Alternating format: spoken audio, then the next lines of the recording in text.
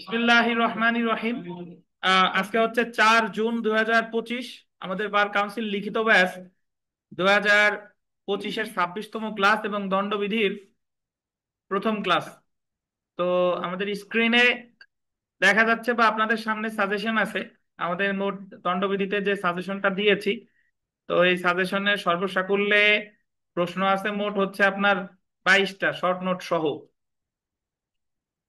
তো আমার কাছে পার্সোনালি মনে হয় যে আপনার ওই ফৌজদারি কার্যবিধি তারপরে দেওয়ানি কার্যবিধি এগুলো আছে দণ্ডবিধি সহজ। মানে যদিও আপনার কারো কারো কাছে মনে হইতে পারে যে দণ্ডবিধিতে তো শাস্তি আছে, তো এই শাস্তিটা মনে রাখা এত বেশি কঠিন না যতটা প্রিলির সময় আপনারা কঠিন মনে করতেন আর কি। এবং দণ্ডবিধি আমরা খুব দ্রুতই শেষ করব। তো দ্রুত শেষ করব তার মানে এই না যে কেউ কিছু বুঝবেন না আমি আমার মতো করে শেষ করে যাব, বিষয়টা তা না। তো দেখেন, তো প্রথমে আমরা চলে আসি আজকের আমাদের সাজেশনের যে 1 নাম্বার প্রশ্নটা। এই ধরনের প্রশ্ন, 1 নাম্বারে যে প্রশ্নটা আছে এই ধরনের প্রশ্ন এখন আর আসার তেমন সম্ভাবনা নেই, বাট তারপরও আমাদের দেখে যেতে হবে। দেখেন, দ্য পেনাল কোড 1860-এর বিধান অনুযায়ী অপরাধীদের কোন কোন দণ্ডে দণ্ডিত করা যায়। মানে আমাদের ফৌজদারি কার্যবিধি অনুসারে তো ফৌজদারি মামলাটা হয়, কিন্তু ফৌজদারি মামলার যে শাস্তি, এই শাস্তিটা দেওয়া হয় কোন আইনের বিধান অনুসারে? দণ্ডবিধির বিধান অনুসারে। তো বলতেছে যে পেনাল কোড অনুসারে কোন কোন সাজা দেওয়া যায়, মানে কোন কোন দণ্ডে দণ্ডিত করা যায়। আর অপরাধীকে দণ্ড প্রদানের উদ্দেশ্য কি, বা কোন ধারায় অপরাধীদের দণ্ড দেওয়া যায়। তো এখানে মোট 3টা অংশ। মৃত্যুদণ্ড দেওয়া যায় এই প্রশ্নের 3টা অংশ। একটা হলো যে কোন কোন দণ্ডে দণ্ডিত করা যায়, হেডলাইন দিয়ে এটা এক অংশ লিখবেন। অপরাধীদের দণ্ড প্রদানের উদ্দেশ্য কি, এটা এক অংশ। কোন ধারায় অপরাধের জন্য মৃত্যুদণ্ড দেওয়া যায়, এটা এক অংশ। আপনারা অধিকাংশ লোকজন, অনেকেই দেখেছি তারা লেখে কি, প্রশ্নে কি জানতে চেয়েছে এটা সে দেখে না, নিজের মতো করে শুরু থেকে শেষ পর্যন্ত শেষ। কিন্তু প্রশ্নে কি জানতে চাইছে একটু যদি আপনি হেডলাইন দিয়ে না দিয়ে দেন তাহলে তো বিষয়টা ভালো দেখা যায় না। প্রশ্নে যা জানতে চাইছে তা আপনি মনে মনে ভাবলেন ও যা যা জানতে চাক চাক, আমি আমার মতো করে লিখে দেবো, পাশ করালে করাবে না করলে নাই। যদি এই চিন্তা ভাবনা থাকে তাহলে লিখে যায়। কিন্তু এরকম না হইলে মোটামুটি প্রশ্নে যা জানতে চাইছে সেই আঙ্গিকে আমাদের লিখতে হবে। তো আমরা উত্তরে চলে যাই। দেখেন,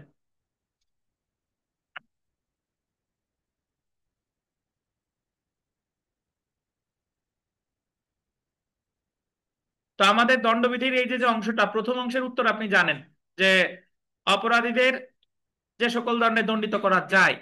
তো যদি এই প্রশ্নটাই হুবহু এসেছে তাহলে প্রথমেই আপনি অপরাধীদের যে সকল দণ্ডে দণ্ডিত করা যায় প্রথমেই এটা দিয়ে শুরু করবেন না। আগে 2-4 কথা এমনি বলে নেবেন যে দণ্ডবিধি 1860 সালের আইন, দণ্ডবিধির এতটা ধারা আছে বা এই এই আছে, এটা একটা তত্ত্বগত আইন, এইগুলা বইলা লাস্টে বলবেন যে দণ্ডবিধির 53 ধারায় আছে যে অপরাধীদের যে সকল দণ্ডে দণ্ডিত করা যায় এই সম্পর্কে বিস্তারিত বলা আছে কত ধারায়, 53 ধারায়। তো দেখেন, দণ্ডবিধি 53 ধারায় অপরাধীদের কোন কোন দণ্ডে দণ্ডিত করা যায় সেটা উল্লেখ করা হয়েছে। 53 ধারায় 5 প্রকার দণ্ড আছে। এই 5 প্রকার কি কি? প্রথমটা দেখেন, মৃত্যুদণ্ড বা ডেথ পেনাল্টি। মৃত্যুদণ্ড বা ডেথ পেনাল্টি, এটার ইংরেজির আর একটা সিনোনিম আছে যেটা বলে ক্যাপিটাল পানিশমেন্ট। Capital punishment. আচ্ছা, 2 নম্বরে দেখেন, যাবজ্জীবন কারাদণ্ড বা ইমপ্রিজনমেন্ট ফর লাইফ। একটা সময় পর্যন্ত ছিল ট্রান্সপোর্টেশন ফর লাইফ, যাবজ্জীবন দ্বীপান্তর। এখন সেটা পরিণত হয়েছে যাবজ্জীবন কারাদণ্ড। তারপরে দেখেন, কারাদণ্ড আবার 2 প্রকার, একটা হলো সশ্রম রিগোরাস আর একটা হলো বিনাশ্রম সিম্পল। ঠিক আছে, তাহলে যাবজ্জীবন কারাদণ্ড আলাদা একটা সাজা, আবার শুধু কারাদণ্ডও কি আলাদা একটা সাজা। আমরা মাঝে মাঝে এই দুইটারে এক করে ফেলি যে যাবজ্জীবন কারাদণ্ড আর কারাদণ্ড কিন্তু অ্যাকচুয়ালি একরকম সাজা না, এই দুইটা হলো 2 রকমের সাজা। তারপরে দেখেন, সম্পত্তি বাজেয়াপ্ত বা ফরফেইচার অফ প্রপার্টি, সম্পত্তি বাজেয়াপ্ত। 5 নম্বরে দেখেন অর্থদণ্ড বা ফাইন। তো এই অর্থদণ্ডটা আসলে, অর্থদণ্ড বলতে বোঝায় ফাইন। অর্থদণ্ড কখনো আপনার অর্থদণ্ড আর যে কম্পেনসেশন, এই দুইটার ভিতর পার্থক্য কি আরিফ সাহেব বলেন তো? অর্থদণ্ড আর কম্পেনসেশনের মধ্যে পার্থক্য কি? দ্রুত বলবেন, পেঁচাপেচি করবেন না। স্যার, অর্থদণ্ড আর কম্পোজিশন মানে ওদের মানে কি? একটা কলেজ ইংরেজিতে একটা করে বাংলায় ও ক্ষতিপূরণ। অর্থদণ্ড কম্পেনসেশন মানে কি তাই পারতেছেন না? কি শুধু স্যার ক্ষতিপূরণ পায় হলো যে রাষ্ট্র ছাড়া ক্ষতিপূরণ পায়, হ্যাঁ রাষ্ট্র বলে ক্ষতি রাষ্ট্র ভাবে।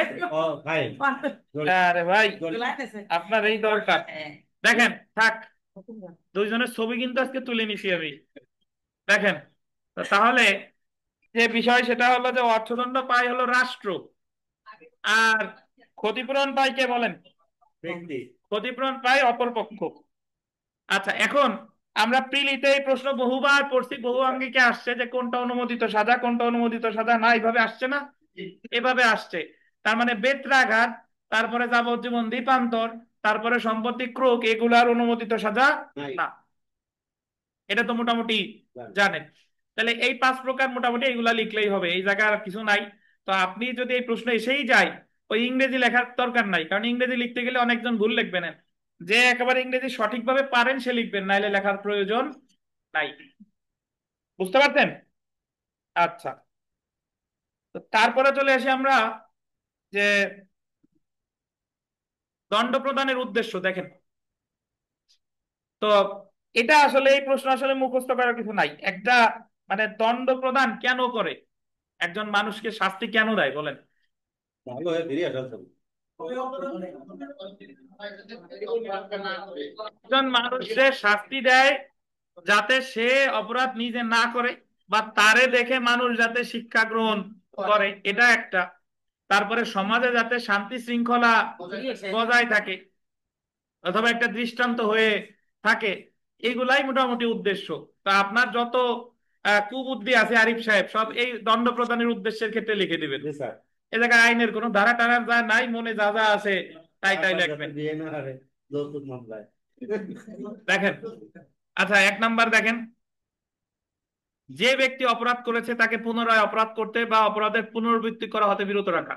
অপরাধের পুনরাবৃত্তি মানে হলো সে যাতে একই ধরনের আর অপরাধ না করে। অপরাধীকে সংশোধন করা, মানে মাসুদ তুমি ভালো হয়ে যাও এই টাইপের আর কি, সংশোধন করা, এই ধরনের অপরাধ যাতে কেউ না করে। তারপরে দেখেন অপরাধীর ক্ষেত্রে এমন দৃষ্টান্ত স্থাপন করা যা অন্যদেরকে অপরাধ সংগঠন করা হতে বিরত রাখে। তো আপনারা অনেকে এই সংগঠন বানানটা ভুল লেখেন, এই সং অনস্বর ঘ ট ন, অনেকে লেখেন গড় পরে ঠ দেন অথবা গড় পরে ঠ দেন, এটা কিন্তু অ্যাকচুয়ালি ঠিক না। তারপরে দেখেন 4 নাম্বার, দণ্ড প্রদানের প্রধান উদ্দেশ্য হলো অপরাধী অবশ্যই উপলব্ধি করবে যে সে এমন একটা অপরাধ করেছে যা সে যে সমাজের অবিচ্ছেদ্য অংশ, শুধুমাত্র সেই সমাজেরই ক্ষতিকর না, বরং ব্যক্তি এবং সমাজের সদস্য হিসেবে তা ভবিষ্যতের জন্য ক্ষতিকর। তারপরে দেখেন অপরাধ প্রতিরোধ করা, সমাজকে সুরক্ষা দেওয়া দণ্ড প্রদানের একটি মৌলিক উদ্দেশ্য। অপরাধীকে অপরাধ সংগঠন করা হতে বিরত রেখে এবং একই সাথে অপরাধের পুনরাবৃত্তি করা হতে বিরত রেখে সমাজকে সুরক্ষা প্রদানের উদ্দেশ্য দণ্ড দেওয়া হয়। 6 নাম্বার, অপরাধীকে সংশোধন করানো বা আইন মান্যকারী নাগরিক হিসেবে গড়ে তোলা দণ্ড প্রদানের একটি মৌলিক উদ্দেশ্য। তো 7 নাম্বারটাও একই রকমের প্রায়, যে একই সাথে অন্যদেরকে বোঝানো এবং উপলব্ধি করানো যে যদি তারা কোনো অপরাধ সংগঠন করে তাহলে তাদেরও একইভাবে দণ্ড প্রদান করা যাবে। তাহলে এই প্রশ্নের অ্যাকচুয়ালি কোনো ধারাগত উত্তর নাই, এটা হলো আপনার মনে মনে যা আসে সেটাই মোটামুটি একটু লিখে দিয়ে আসতে হবে। ধন্যবাদ। এখন আমরা চলে আসি যে মৃত্যুদণ্ডেও আছে এমন ধারা সমূহ। তো এই প্রশ্ন আসলে আপনি যদি প্রিলিতে মোটামুটি একটু পড়াশোনা যারা করছেন তাহলে এই 10টা তার মুখস্থ করা কিন্তু লাগে না। এটা এমনিতেই ঘুমের ঘরেও মনে ওঠার কথা যে মৃত্যুদণ্ড কোন কোন জায়গা আছে। বুঝতে পারছেন? আচ্ছা, তো প্রথমে বিথিকারে বলি, বিথিকা আমাদের দণ্ডবিধিতে মৃত্যুদণ্ডের ধারা আছে কয়টা? এতক্ষণ ধরে দেখছেন না? না দেখছে মানে আমি আমি যখন বলতে ঘুমের ঘরে আমি একসময় বলতাম। আচ্ছা ঠিক আছে, ঘুমের ঘরে এক মানে সময় বলতেন। সময় হ্যাঁ। বলতাম আর কি ঘুমের ঘরে রান্না করতেছি সেই সময় তাই দেখতাম। আচ্ছা দেখেন 121 ধারাটা দেখেন, বাংলাদেশের বিরুদ্ধে যুদ্ধ লিপ্ত হওয়ার উদ্যোগ গ্রহণ করা, সহায়তা করা। মানে যদি কোনো ব্যক্তি বাংলাদেশের বিরুদ্ধে যুদ্ধ ঘোষণা করে বা যুদ্ধ করে বা যুদ্ধে লিপ্ত হয় তাহলে তার প্রতিকারটা কি বলেন, মানে সরি তার শাস্তি কি, সর্বোচ্চ শাস্তি মৃত্যুদণ্ড। এই যে আহ 1971 সালে যদি পাকিস্তানের বিরুদ্ধে বিদ্রোহ করে আমরা স্বাধীন হয়েছিলাম, পাকিস্তানের বিরুদ্ধে বিদ্রোহ করে যদি সফল হতে না পারতাম, তাহলে সবাই এই 121 ধারায় সাজা দিত। বুঝতে পারছেন? আচ্ছা, এরপরে চলে আসে 132 ধারা, বিদ্রোহে, এটা আন্ডারলাইন করেন, সৈনিক বা নাবিক সম্বন্ধে সহায়তা বা সেটার ফলে বিদ্রোহ সংগঠিত হওয়া। সাধারণত সৈনিক বা নাবিক রিলেটেড যদি কোনো বিদ্রোহে সহায়তা করে বা বিদ্রোহ যদি সংগঠিত হয়, তাহলে সেই ক্ষেত্রেও সাজা কি বলেন, মৃত্যুদণ্ড। 194, খুব সোজা, বিস্তারিত ব্যাখ্যা আমি যাচ্ছি না, যে এটার চেয়েও গুরুত্বপূর্ণ জিনিস আমাদের সামনে আছে। যদি কেউ মিথ্যা সাক্ষ্য দেয় মৃত্যুদণ্ডযোগ্য অপরাধে এবং ওই মৃত্যুদণ্ডটা যদি কার্যকর হয়, তাহলে সর্বোচ্চ সাজা কি, মৃত্যুদণ্ড। শুধু মৃত্যুদণ্ডযোগ্য অপরাধে মিথ্যা সাক্ষ্য দিলে হবে না, কি করা লাগবে, কার্যকর হইতে হবে। জি। 302 ধারা, এই 302 ধারা, এখন তো আর আপনারা তেমন সিনেমা দেখেন না, আগে তো বিটিভিতে ওই যে একদিন সপ্তাহে সিনেমা হইতো শুক্রবারে, সব শেষে আসামিরে সাজা দিত 302 ধারায়। তো ওই সময় আমাদের এমনি দণ্ডবিধি ছাড়াও মুখস্থ থাকতো, যে এখন 302 ধারার কথাই বলবে। তো এই সেই 302 ধারা, খুনের শাস্তি হলো 302 ধারায় মৃত্যুদণ্ড। 303 ধারা দেখেন, এটা 303 ধারাটার একটা তাৎপর্য আছে। এই 10টা ধারার মধ্যে শুধু একটা ধারাই একমাত্র সাজা মৃত্যুদণ্ড, মানে এই জায়গা অন্য কোনো সাজা দেওয়ার সুযোগ অন্য সাজা নাই।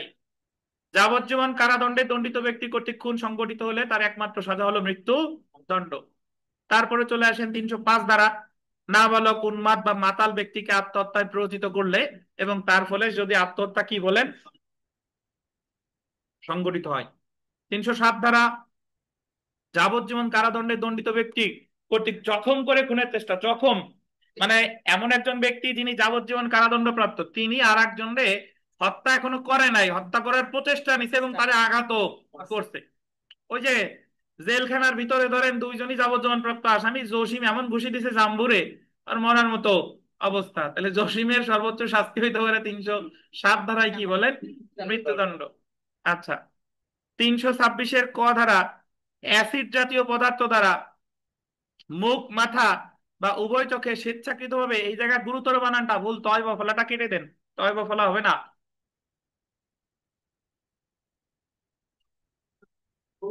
গুরুতর বানানে তয় বা হয় না। আচ্ছা, তারপরে আমরা চলে আসি 364 বা ক, 364 ক, 10 বছরের নিচের কোনো ব্যক্তিকে খুন, গুরুতর আঘাত ইত্যাদি উদ্দেশ্যে যদি অপহরণ বা বলপূর্বক অপহরণ করে, সেক্ষেত্রেও সর্বোচ্চ সাজা মৃত্যুদণ্ড। সব শেষের যে ধারা, সেটা হলো খুন সহ ডাকাতি, খুন সহ ডাকাতি।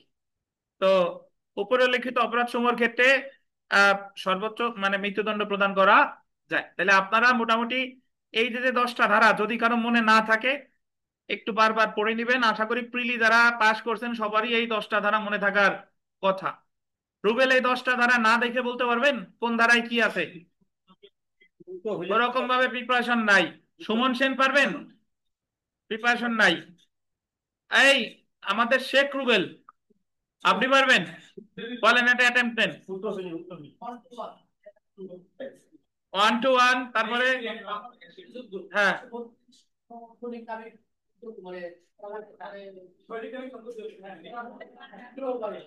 জি। হচ্ছে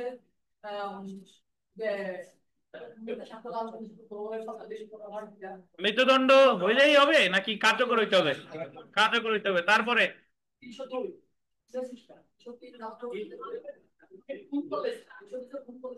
আচ্ছা, আমাদের বলতে দেন।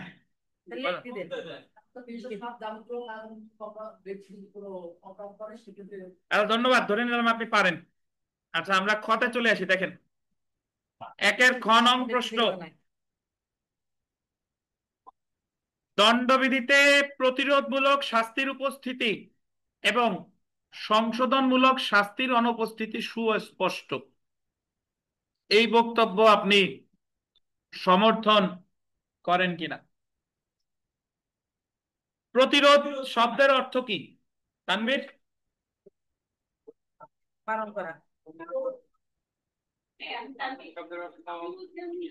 কোনো কিছুতে ঘটার আগেই হচ্ছে সেটাকে প্রতিহত করা, প্রিভেন্টিভ অ্যাকশন নাকি, Preventive action, যেরকম নিষেধাজ্ঞা। নিষেধাজ্ঞা। হ্যাঁ, জি।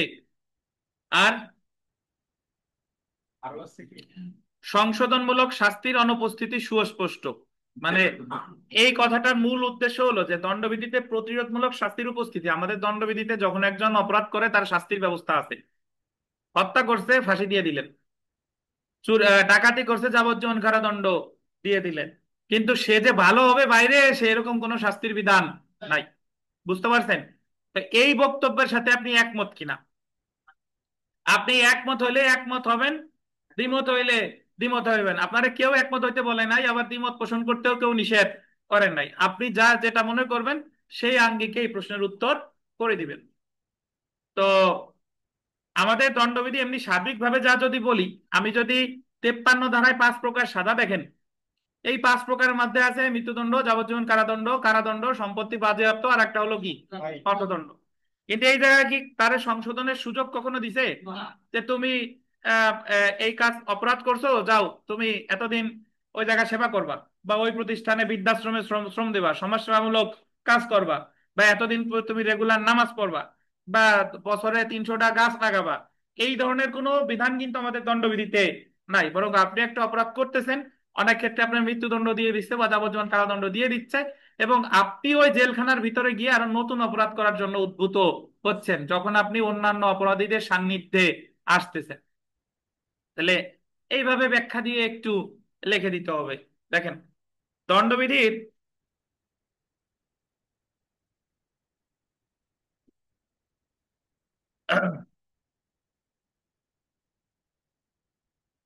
দণ্ডবিধি 53 ধারায় বলা আছে যে দণ্ডবিধির অধীন অপরাধীগণ 5 প্রকার দণ্ডে দণ্ডিত হতে পারেন। তা হলো মৃত্যুদণ্ড, যাবজ্জীবন কারাদণ্ড, সশ্রম বা বিনাশ্রম কারাদণ্ড, সম্পত্তি বাজেয়াপ্ত, আর একটা হলো অর্থদণ্ড।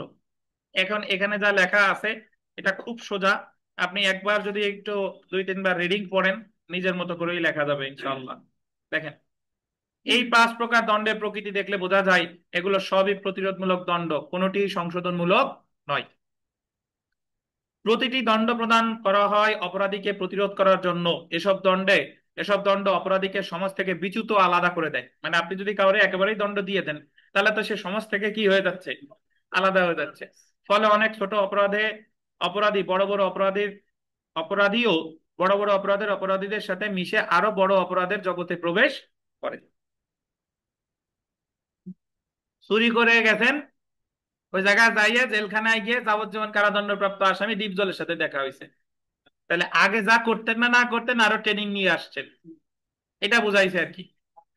এছাড়া দণ্ডবিধিতে বেশ কিছু ক্ষেত্রে মৃত্যুদণ্ডের বিধান আছে। মৃত্যুদণ্ড কার্যকর করা হলে কোনো ব্যক্তির আর সংশোধনের সুযোগ থাকে না।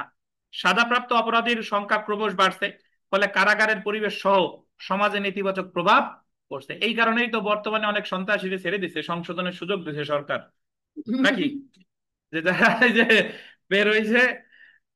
সাজা প্রদানের অন্যতম উদ্দেশ্য সংশোধনমূলক, প্রতিহিংসামূলক নয়। কিন্তু দণ্ডবিধিতে সরাসরি সংশোধনমূলক ব্যবস্থার কোনো উল্লেখ না থাকায় অনেক ছোটখাটো অপরাধী নানা রকম বড় অপরাধে জড়িয়ে পড়ছে। অতএব উপযুক্ত আলোচনা হতে বলা যায় দণ্ডবিধিতে প্রতিরোধমূলক শাস্তির উপস্থিতি এবং সংশোধনমূলক শাস্তির অনুপস্থিতি সুস্পষ্ট। আমি এই বক্তব্যকে সমর্থন করি। বিথিকা কি করেন? সমর্থন। আরিফ সাহেব? আমি স্যার সমর্থন করি, তবে সব ক্ষেত্রে না। আপনার মানে দ্বিমত পোষণের কারণ কি, দু একটা কারণ বলেন, পারবেন? দ্বিমত পোষণের কারণ হচ্ছে যে অপরাধীকে সংশোধন করা দরকার, কিন্তু যেসব অপরাধীকে বারবার, মানে একের অধিক, দেখলে একটা অপরাধ করতেছে ছেড়ে দেওয়ার পর আরেকটা অপরাধ করতেছে ছেড়ে দেওয়ার আরেকটা, এইসব অপরাধীকে সংশোধনের কোনো দরকার নেই। যেসব অপরাধীকে সংশোধন করা দরকার সেটা হচ্ছে যে যদি দেখা যায় যে না এই অপরাধীকে তার একবার সাজা হয়েছে, তার আগে পিছনে ব্যাকগ্রাউন্ডে তার কোনো কিছু পাওয়া যায়নি, একাই একাই মানে পিছনে আর তার কোনো অপরাধ নাই, এই ধরনের অপরাধীকে সংশোধন করা। আচ্ছা, ধন্যবাদ। মানে আপনি বুঝাইতে চাইছেন যে যারা হ্যাবিচুয়াল অফেন্ডার তাদের আর সংশোধনের সুযোগ দেওয়া উচিত না, কিন্তু যারা প্রাথমিকভাবে অপরাধ করছে তাহলে তাদের সংশোধনের সুযোগ দেওয়া উচিত। ধন্যবাদ, আপনার যা মনে হয় লিখে দিয়েন।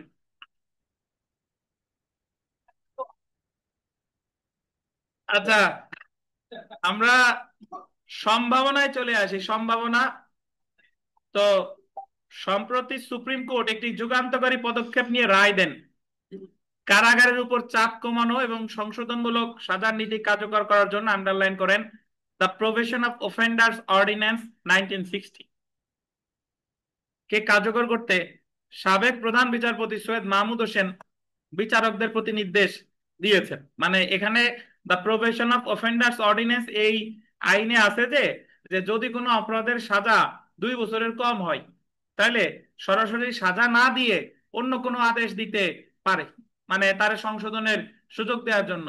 বলতে পারে যে তুমি হিন্দু হইলে বললো যে তুমি এই এই এই মন্দিরের দায়িত্ব পালন করবা 6 মাস, মুসলিম হইলে বললো যে তুমি এই এই মসজিদে দায়িত্ব পালন করবা এতদিন, বা তুমি এতগুলো গাছ রোপণ করবা, এই ধরনের আদেশ দিতে পারে দা প্রভিশন অফ অফেন্ডার্স অর্ডিন্যান্স এর অধীনে। দেখেন, যদিও আইনটি দণ্ডবিধির কোনো বিধান নয়, কিন্তু এটি দণ্ডবিধির বিভিন্ন শাস্তি প্রদানের ক্ষেত্রে কার্যকর হবে। দণ্ডবিধিতে সরাসরি সংশোধনমূলক সাজার ব্যবস্থা না থাকলেও উক্ত অধ্যাদেশ দ্বারা সুফল পাওয়া যাবে, কিন্তু উক্ত অধ্যাদেশ অনুযায়ী বিচারক অপরাধীকে সতর্ক করে ছেড়ে দিতে পারেন। সতর্ক, ওই যে আমরা বার কাউন্সিলে পড়ছিলাম, আইনজীবীদের কি করে বলেন তো আরিফ সাহেব? আপনি বলেন, বলেন ভালো, কি করে আইনজীবীদের তিরস্কারের আর একটা প্রতিশব্দ কি? ভৎসনা, নাকি? ভৎসনা করতে পারে, জামিনদার রেখে বা না রেখে ছেড়ে দিতে পারে। 2 বছরের বেশি সাজার, এটা আন্ডারলাইন করেন, 2 বছরের বেশি সাজার অপরাধের ক্ষেত্রে এটা প্রযোজ্য না, কেবল দণ্ডবিধির কিছু অপরাধের ক্ষেত্রে প্রযোজ্য। নতুন অপরাধ করলে সাজা ভোগ করতে হবে, সদাচরণ না করলে সাজা ভোগ করতে হবে। তো এই প্রশ্ন জীবনেও আসবে না, আর যদি আসেও লিখবেন না। এখন বলতে পারেন যে এত কথা এতক্ষণ পড়ানোর পর কি বলে। যদি এই প্রশ্ন একেবারেই পারতেছেন না সেই ক্ষেত্রে এই প্রশ্নের উত্তরটা করবেন, আর না হলে অন্যান্য যে টেকনিক্যাল যে প্রশ্নগুলো আছে, ধরেন চুরি কি, চুরির শাস্তি কি, বা অমুক অমুকের পার্থক্য, এইগুলো উত্তরই বেশি লিখবেন। বুঝতে পারছেন? তাহলে এটা হলো জাস্ট এমনি ভূমিকা আনুষঙ্গিক আলোচনা করা, এই জন্য শুরু করা, এর বেশি কিছু না। আচ্ছা, আমরা চলে আসি 2 নাম্বার প্রশ্ন, ভিভিআই, মানে আমাদের দণ্ডবিধির। আপনি যদি কয়েকটা জিনিস পড়েন এর মধ্যে থেকে আপনি প্রশ্ন পাবেন। আমি প্রথমেই বলে দিই, সেটা হলো সাধারণ ব্যতিক্রম 73 থেকে 106, প্ররোচনা 107 থেকে 120, এরপরে চলে যাবেন নিন্দনীয় নরহত্যা খুন 299 থেকে 304। এরপরে একটা অধ্যায় আছে, সেটা হলো 378 থেকে 320 পর্যন্ত পড়বেন। এই অংশটুকু যদি পড়েন তাহলে দণ্ডবিধিতে ইনশাল্লাহ আপনার হয়ে যাবে। তাহলে কি কি পড়লো? 76 থেকে 106, তারপরে হলো 76 থেকে 106, 107 থেকে 120। আচ্ছা, এরপরে বলছে হলো 299 থেকে 304, আর নেক্সট অংশ যেটা সেটা হলো 378 থেকে 420। আবার বললেন না যে এই পড়ে গেছেন আবার স্যাররে দোষ দিয়েন যে, এটা বলতেছি যে এখান থেকে ইনশাল্লাহ একটা আসবে, আসবে, আর বাকি অংশ থেকে আর একটা আসতে পারে। তবে আমরা তো শুধু এগুলা পড়বো না, আমরা তো সবই পড়বো, কিন্তু আপনাদের জাস্ট একটা ধারণা দিলাম। দেখেন, আচ্ছা, তো প্রথমে আমরা চলে আসি যে সাধারণ ব্যতিক্রম সমূহ কি কি, বিস্তারিত আলোচনা করুন।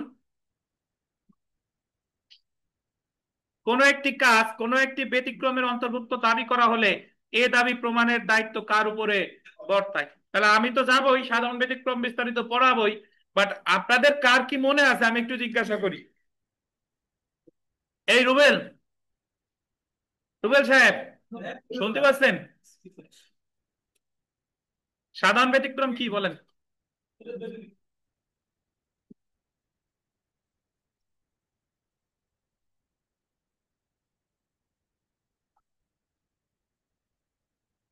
পারবেন নাকি পারবেন না সেটা বলেন। পাস করে দেবেন? সব জিনিস তো পাস করা যায় না। আচ্ছা, এ বিশ্বজিৎ সাহেব, সাধারণ ব্যতিক্রম কাকে বলে বলেন?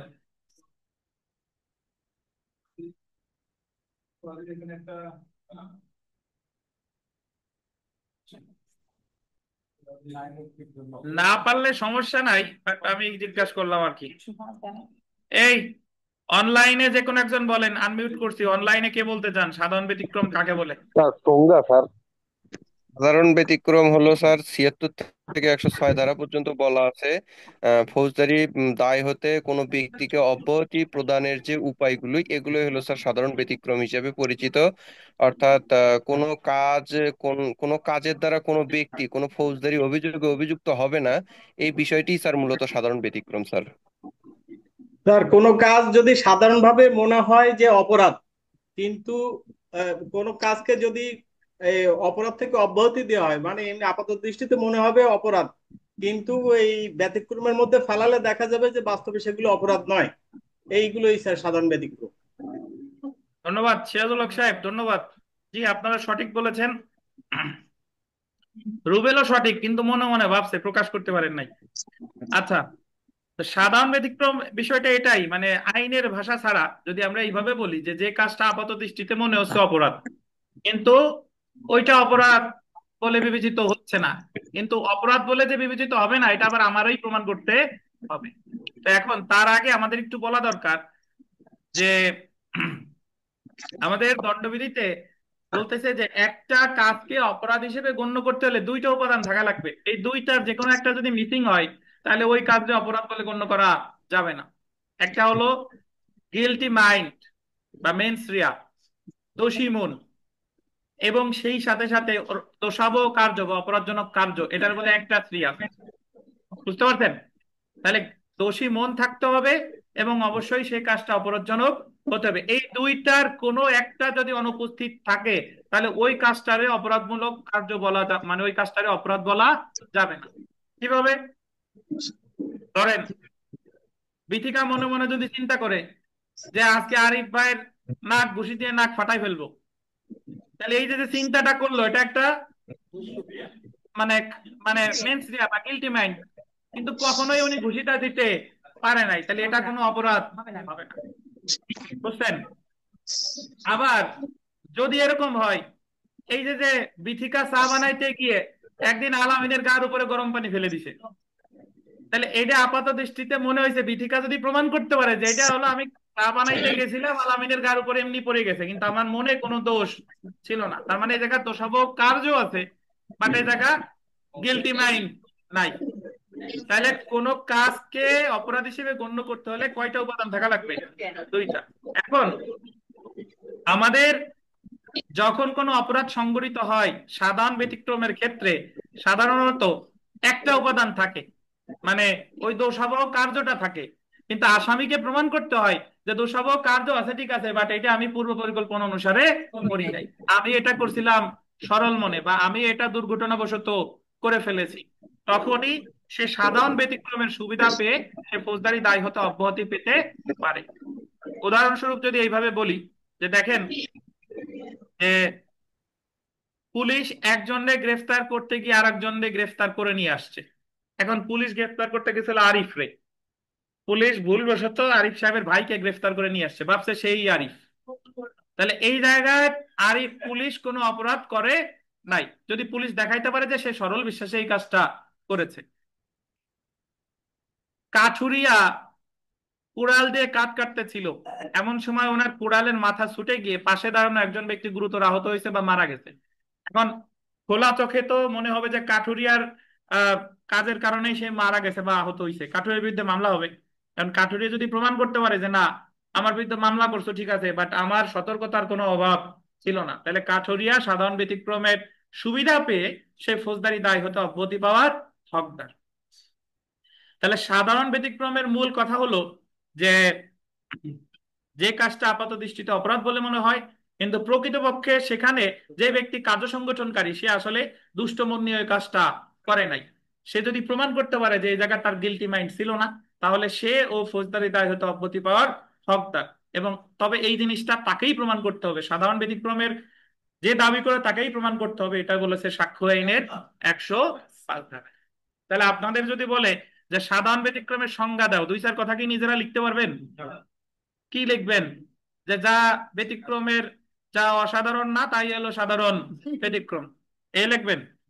প্রথমে আচ্ছা দেখেন, আচ্ছা আমরা এখন একটু পড়া শুরু করে দেখেন। এবং এখানে আপনি যদি 2-এর এ নাম্বার প্রশ্নটা আমরা পড়ি, তাহলে 2-এর যাবতীয় যা আছে সবকিছু আমাদের হয়ে যাবে।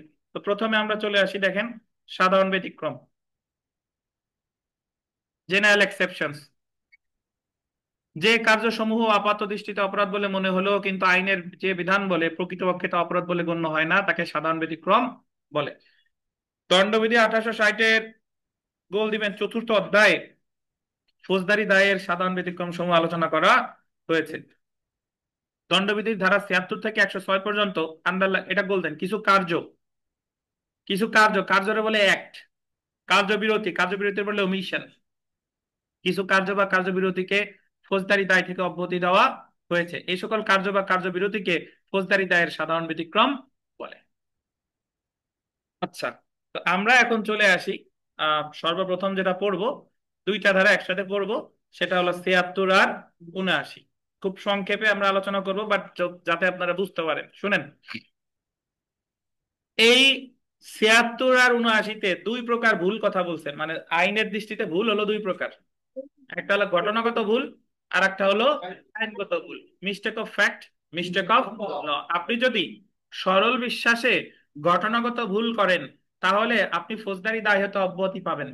কিন্তু আপনি যদি সরল বিশ্বাসে আইনগত ভুল করেন, আইনগত, তাহলে আপনি ওখানে যতই আপনার সরল বিশ্বাস থাকুক না কেন আপনি অব্যাহতি পাবেন না।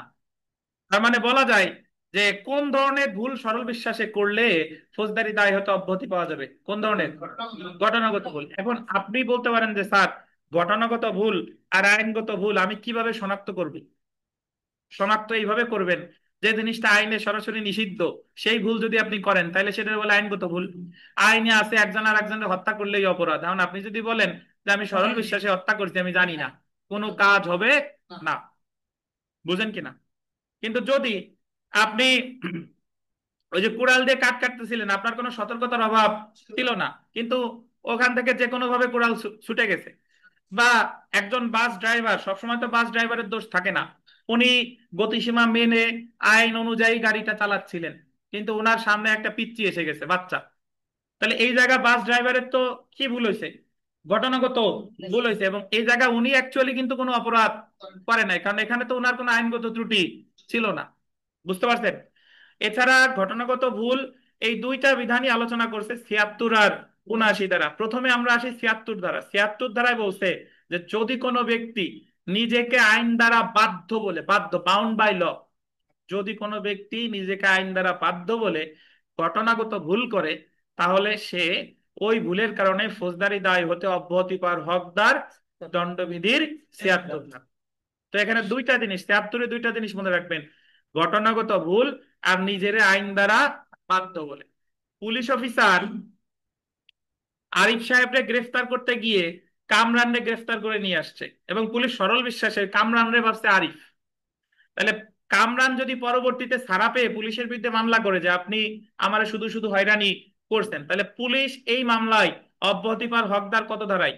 76 ধারায়। পুলিশ বলবে যে আমি সরল বিশ্বাসে তোমার আরিফরে গ্রেফতার করতে গিয়ে কামরানরে গ্রেফতার করে নিয়ে আসছি। এখন এই গ্রেফতারের ক্ষেত্রে পুলিশ কি গ্রেফতার করতে, অবশ্যই একজনে গ্রেফতার করতে গেলে ওয়ারেন্ট দিলে পুলিশ তো গ্রেফতার করতে কি ছিল বলেন? বাধ্য। একটু পড়ি দেখেন 76 ধারা।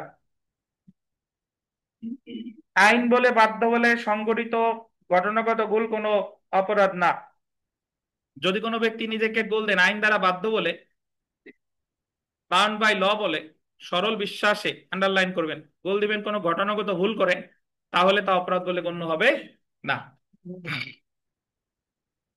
পুলিশ এই যে দেখেন, আবুলকে বাবুল মনে করে সরল বিশ্বাসে আবুলকে গ্রেফতার করে, মানে সে গ্রেফতার করতে গেছিল কারে? বাবুললে, কিন্তু ধরে নিয়ে আসছে কারে? আবুললে। এটা একটা ঘটনাগত ভুল, মিস্টেক অফ ফ্যাক্ট, এবং এটা অপরাধ বলে গণ্য হবে না। আর পুলিশ গ্রেফতার করতে কি ছিল বলেন? বাধ্য ছিল। আচ্ছা, বেতন পায়। আচ্ছা, আমরা 79 ধারায় চলে আসি। 76 আর 79 অলমোস্ট সেম। এখানে একটা পার্থক্য হলো 79 ধারায় কোন ব্যক্তি ঘটনাগত ভুল করছে নিজের আইন দ্বারা সমর্থিত বলে, বাধ্য বলে না, কি বলে বলেন, সমর্থিত বলে। আমরা শোনেন, ফৌজদারি কার্যবিধি যখন প্রিলিমিনারিতে পড়ছি, ফৌজদারি কার্যবিধির 59 ধারায় আছে একজন সাধারণ বেসরকারি ব্যক্তিও তার গ্রেফতার করার ক্ষমতা আছে যদি তার সামনে আমল যোগ্য জামিন অযোগ্য, আমল যোগ্য আর জামিন অযোগ্য অপরাধ, অথবা যদি কোনো ঘোষিত অপরাধী তার সামনে থাকে, তাহলে সে একদম সাধারণ ব্যক্তিরও গ্রেফতার করার ক্ষমতা আছে। এখন এটা সে বাধ্য না, এটা আইন তারে ক্ষমতা দিছে, সে ইচ্ছা করলে গ্রেফতার করতেও পারে নাও পারে, কিন্তু পুলিশ যদি হতো এটা করতে সে কি ছিল, বাধ্য ছিল। তো একজন আরিফ সাহেব তো আইনের একজন ছাত্র, আজীবন ছাত্র, উনি জানে যে ফৌজদারি কার্যবিধির 59 ধারায় কি আছে। তো উনি রাস্তা দিয়ে যাচ্ছিল, দেখলো যে একজন আর একজনকে হত্যা করতে যাচ্ছে। তো আরিফ সাহেব জানে যে ওনারে ক্ষমতা দিছে, পুলিশের নাই ওনারও ক্ষমতা আছে ফৌজদারি কার্যবিধির 59 ধারায়। তো আরিফ সাহেব ওই ব্যক্তিকে ধরে গোপালগঞ্জ থানায় নিয়ে গেছে। থানায় নেওয়ার পরে এখন ওই লোকটা যদি বলে যে আরিফ সাহেব আপনি শুধু শুধু আমরা ধরে নিয়ে আসছেন, আমি কোনো অপরাধ করি নাই, কারণ আরিফ সাহেব বলতেছে যে তুমি অপরাধ করো নাই, কে বলছে, আমি তো চোখের সামনে দেখলাম যে তুমি আর একজনকে হত্যা করতে যাচ্ছিলা, আর তোমার আমারে আইন ক্ষমতা দিছে 59 ধারায়, আমি তোমার গ্রেফতার করে নিয়ে আসছি। তো ওই লোক বলতেছে যে আমারও আইন ক্ষমতা দিছে, কেমনে, আমি তো আত্মরক্ষার অধিকার প্রয়োগ করতেছিলাম, আমি যদি তারে হত্যা না করতাম তাহলে আমি নিজেই মারা যেতাম। তো সে বলতেছে যে আমি কোনো অপরাধ করি নাই, কিন্তু আপনি আমারে গ্রেফতার করে বরং আমারে থানায় নিয়ে এসে আপনি অপরাধ করছেন। তখন আরিফ বলবে যে তুই কি আমার চেয়ে বেশি বুঝিস, আমিও কোনো অপরাধ করি নাই, আমার ঢাল হিসেবে কাজ করবে দণ্ডবিধির কত ধারা, 79 ধারা। কত ধারা, 79। এই যে দেখেন, আইন দ্বারা আন্ডারলাইন করবেন, সমর্থিত বলে সংগঠিত গোল দিবেন, ঘটনাগত ভুল কোনো অপরাধ নয়। এগুলো আসলে বইয়ের কিছু পড়ার নাই, যে যা বুঝলেন তাই নিজের ভাষায় লিখতে হবে। যদি কোনো ব্যক্তি নিজেকে আইন দ্বারা সমর্থিত বা গোল দিবেন জাস্টিফাইড বাই ল বলে সরল মনে বিশ্বাস করে কোনো কাজ করে, তাহলে তো অপরাধ হিসেবে গণ্য হবে না। উদাহরণ দেখেন তো, উদাহরণ হলো আরিফ জামানকে দেখেছে এমন একটি কাজ করতে যে আরিফের নিকট খুন বলে মনে হয়। আরিফ নিজেকে আইন দ্বারা সমর্থিত বলে সরল মনে বিশ্বাসে নিজস্ব বিবেচনায় জামানকে গ্রেফতার করে যথাযথ কর্তৃপক্ষের নিকট হাজির করার জন্য, যদিও জামান কাজটি করেছিল বৈধ আত্মরক্ষার অধিকার প্রয়োগ, তাহলে তাই এই ক্ষেত্রে আরিফ কোনো অপরাধ করে নি। দণ্ডবিধির 73 এবং 79 ধারায় ঘটনাগত অজ্ঞতা বা ভুল ফৌজদারি দায় হতে অব্যাহতি বা অজুহাত হিসেবে ব্যবহার করা যেতে পারে, কিন্তু আইনের অজ্ঞতা ফৌজদারি দায় হতে অব্যাহতির কোনো অজুহাত হিসেবে ব্যবহার করা যাবে না।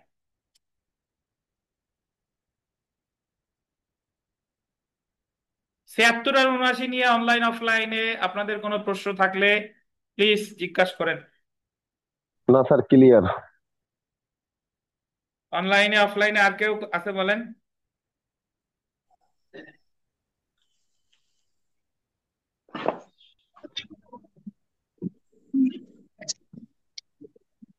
স্যার সমস্যা নেই স্যার, সামনে আগান। বুঝতে পারছি স্যার। সমস্যা নাই স্যার, আগান।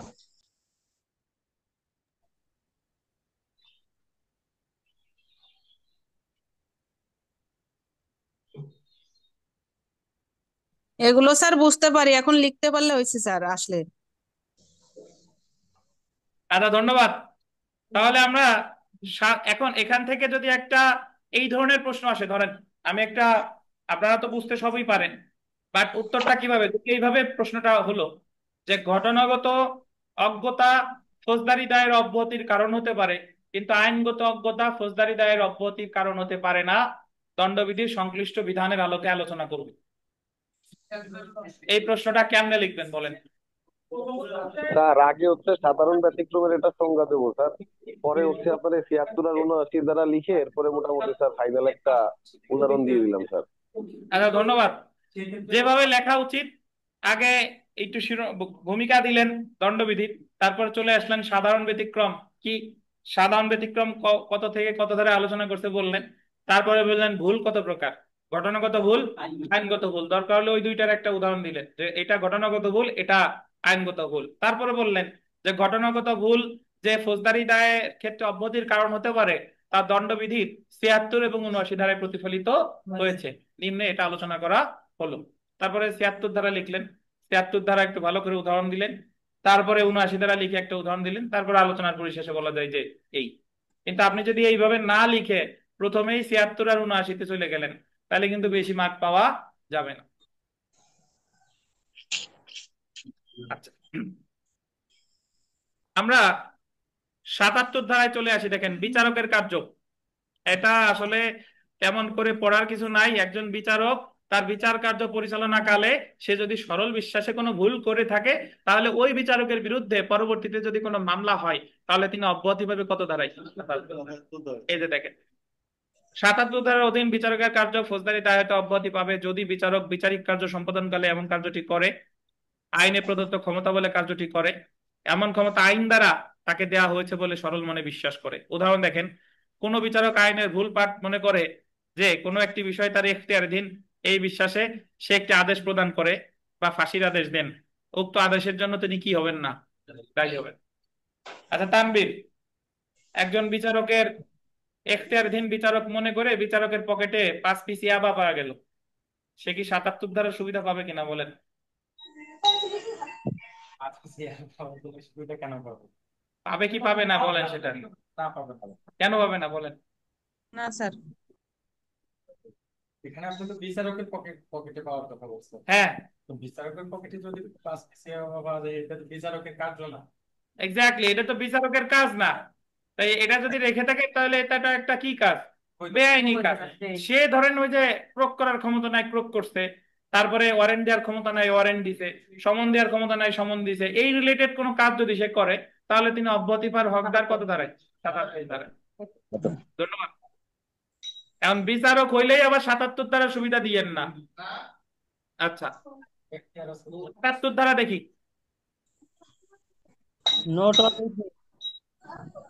আদালতের রায় বা আদেশ অনুসরণে সম্পাদিত কার্য। ৭৮ ধারার মূল কথা হলো যে আদালতের রায় অনুসারে যদি কেউ কোনো কাজ করে, তাহলে সে অব্যাহতি পাবে ৭৮ ধারায়।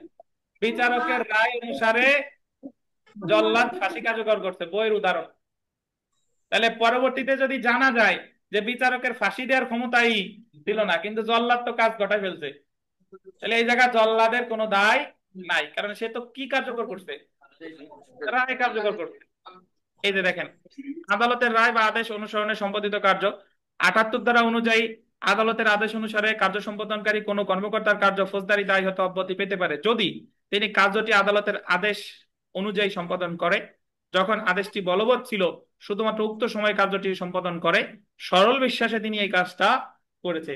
আমার এই জেনারেল এক্সেপশন মানেই আর কিছু থাক বা না থাক, কি থাকা লাগবে? সরল বিশ্বাস। উদাহরণ দেখেন, যে বিচারকের আদেশ অনুযায়ী জল্লাদ কোন দণ্ডিত ব্যক্তির ফাঁসি কার্যকর করলে জল্লাদের এমন কার্য অপরাধ হবে না। এটা কত ধারা? ৭৮। তো আমরা চলে এসে ৮০ ধারা। দেখেন, তাহলে আপনারা চেষ্টা করবেন ৭৬ আর ৭৯ একসাথে লেখার, আর ৭৭ ৭৮ এর পরে। জি, ৮০ ধারায় বলছে যে আইনানুগ কার্য সম্পাদনকালে দুর্ঘটনা যদি ঘটে যায়। আইনানুগ কার্য সম্পাদনকালে মানে হলো যে যে যে কাজটা সে করতেছে তার তরফ থেকে এখানে কোনো অবহেলা ছিল না, তার তরফ থেকে কোনো নেগলিজেন্স বা খারাপ কোনো অভিপ্রায় ছিল না, কিন্তু তারপরেও দুর্ঘটনা ঘটে গেছে। আমি আমার সাধ্যমতো চেষ্টা করতেছি যাতে আপনারা লিখিত পরীক্ষায় পাস করেন, আমার তরফ থেকে কোনো অবহেলা নাই। এরপরে যদি দুর্ঘটনা ঘটে যায়, আমার বিরুদ্ধে যদি মামলা করেন, আমি কিন্তু অব্যাহতি পাবো ৮০ ধারায়। হ্যাঁ, তো দেখেন, যথাযথ সতর্কতা অবলম্বনের পরেও যদি কোনো কার্য সম্পাদনকালে কোনো দুর্ঘটনা ঘটে, তবে কার্য সম্পাদনকারী ফৌজদারি দায় হতে অব্যাহতি পাবে। অর্থাৎ আইনানুগ কার্য সম্পাদনকালে দুর্ঘটনা ঘটে কোনো অপরাধ হবে না। উদাহরণ, ক একটি কুঠার নিয়ে কাজ করছে, হঠাৎ কুঠারের মাথা উঠে যায় এবং কাছে দণ্ডায়মান এক ব্যক্তিকে নিহত করে। যদি ক এর পক্ষে যথাযথ সতর্কতার অভাব না থাকে, তাহলে তার কাজ মওকুফযোগ্য হবে এবং কোনো অপরাধ বলে গণ্য হবে না। আর যদি তার সতর্কতার অভাব থাকে, তাহলে অপরাধ হিসেবে অবশ্যই গণ্য হবে। তা আপনারা ৮০ ধারার আর একটা উদাহরণ দেন তো পারেন কিনা? আপনাদের তরফ থেকে বলেন। এই যে বিধিগানিতি পুরোভাবে দুর্গত রাষ্ট্র বিকাশ জিনিস দেখা তার একটা আমার আগত করে আমার তার মদত করুন বিকাশ তার কত শুনুন বিধিগানিতি এই ক্ষেত্রে মাপ পেয়ে যাবে কারণ এটা কিন্তু হ্যাঁ বলা যায়। জি দেখেন, আচ্ছা 81 দ্বারা ভিভিআই, সবই তো ভিভিআই, তো 81 দ্বারা একটু বিশেষ ব্যতিক্রম দেখেন যে বৃহত্তর ক্ষতি এড়ানোর জন্য সরল বিশ্বাসে এবং অভিপ্রায় ব্যতীত ক্ষুদ্রতর ক্ষতিকারক কার্য সংগঠন। এটার অর্থ হলো যে একজন ব্যক্তি একটা নিরুপায় হয়ে, মানে তার ওই মুহূর্তে কোনো দোষ ছিল না, তার যে কোনো একটা কাজ করাই দরকার, কিন্তু একটা কাজ করতে গেলে ক্ষতির পরিমাণ বেড়ে বেড়ে যায়, আর একটা কাজ যদি করি ক্ষতির পরিমাণ কম হয়, তাহলে তখন সে যদি ক্ষতির পরিমাণ কমের জন্য ওই কাজটা করে, তাহলে সে অব্যাহতি পাবার হকদার 81 দ্বারা। বইয়ের উদাহরণ আছে এরকম যে একজন জাহাজের ধরেন ক্যাপ্টেন, তিনি একটা জাহাজ নোঙর ফেলবে, বিশেষ করে আমরা যারা গোপালগঞ্জবাসী আপনারা ভালো বুঝবেন, পদ্মা সেতু হওয়ার আগে যখন আমরা যে মাওয়া ঘাটে যাইতাম বা আরিচা ঘাটে যাইতাম, অনেক সময় লঞ্চ গুলো ভেড়াতে কষ্ট হইতো, মানে লঞ্চ অনেকগুলো জায়গা অলরেডি ভেড়ানো আছে, তো তখন তো ওনার হয় ডানে যাইতে হবে, না হলে কি বামে যাইতে হবে, আর কোনো অপশন ওনার কাছে নাই। তা এখন উনি যদি দেখে যে ডানে যদি আমি যাইতে যাই তাহলে ওই জায়গা একটা নৌকা আছে, 2 জন যাত্রী আছে, আর বামে গেলে একটা নৌকা আছে বাট ওই জায়গা 20 জন যাত্রী আছে, তাহলে বৃহত্তর ক্ষতি এড়ানোর জন্য আমি যদি নিরুপায় হয়ে ক্ষুদ্রতর ক্ষতি করি, মানে ওই 2 জনের ক্ষতিগ্রস্ত করে ওই জায়গা যদি নোঙর ফেলি এবং ওই 2 জনের নৌকা যদি ডুবে যায়, তারা যদি ক্ষতিগ্রস্ত হয়, তাহলে ক্যাপ্টেন অব্যাহতি পাবে কত দাঁড়ায়? 81 দাঁড়ায়। এটাই হলো দণ্ডবিধির 81 ধারা। তবে এই জায়গা একটা কথা আছে, ওই ক্যাপ্টেনকে, ওই ব্যক্তির কোনো অবহেলা থাকলে হবে না, উনি এই কাজটা করবে উভয় সংকটে পড়ে। যদি ওনার হাতে অন্য কোনো অপশন থাকতো যে ডাইনেও যাওয়ার দরকার নাই বামেও যাওয়ার দরকার নাই, মাঝখান সোজা শুধু সোজা যাওয়া যায়, তাহলে কিন্তু তিনি 81 ধারার সুবিধা পাবেন। একটু পড়ি দেখেন, যদি কোনো ব্যক্তি বৃহত্তর ক্ষতি এড়ানোর জন্য সরল বিশ্বাসে এবং অপরাধ সংগঠনের অভিপ্রায় ব্যতীত নিরুপায় হয়ে ক্ষতিকারক কার্য সংগঠন করে, তবে উক্ত ব্যক্তি ফৌজদারি দায় হতে অব্যাহতি পাবেন। উদাহরণ দেখেন, একটি জাহাজের নাবিক হঠাৎ এই অবস্থা দেখতে পান যে জাহাজটি থামানোর পূর্বে তাকে অবশ্যই জাহাজের গতিপথ পরিবর্তন করে বাম দিকে অথবা ডান দিকে জাহাজটি নিতে হবে, কিন্তু নাবিক দেখলেন যে বাম দিকে 20 জন যাত্রী সহ একটি নৌকা এবং ডান দিকে 2 জন যাত্রী সহ একটি নৌকা রয়েছে। তিনি যদি 20 জন যাত্রী সহ নৌকাটিকে রক্ষার জন্য ডান দিকে অবস্থিত 2 জন যাত্রী সহ নৌকাটি আঘাত করে ডুবিয়ে ফেলেন, তাহলে এখানে তিনি দোষী সাব্যস্ত হবেন না। আরিফ সাহেবের কোনো দ্বিমত আছে কিনা? যেভাবে তাকাচ্ছেন না তাতে স্যার, মনে হচ্ছে দ্বিমত আছে, বলেন। না দ্বিমতের কিছু নাই স্যার, এখানে তো যেমন যদি আমার কথা হলো যে দুই পাশেই যদি সমান সমান দেখা গেল তো থাকে, তাহলে না আমি কি হবে?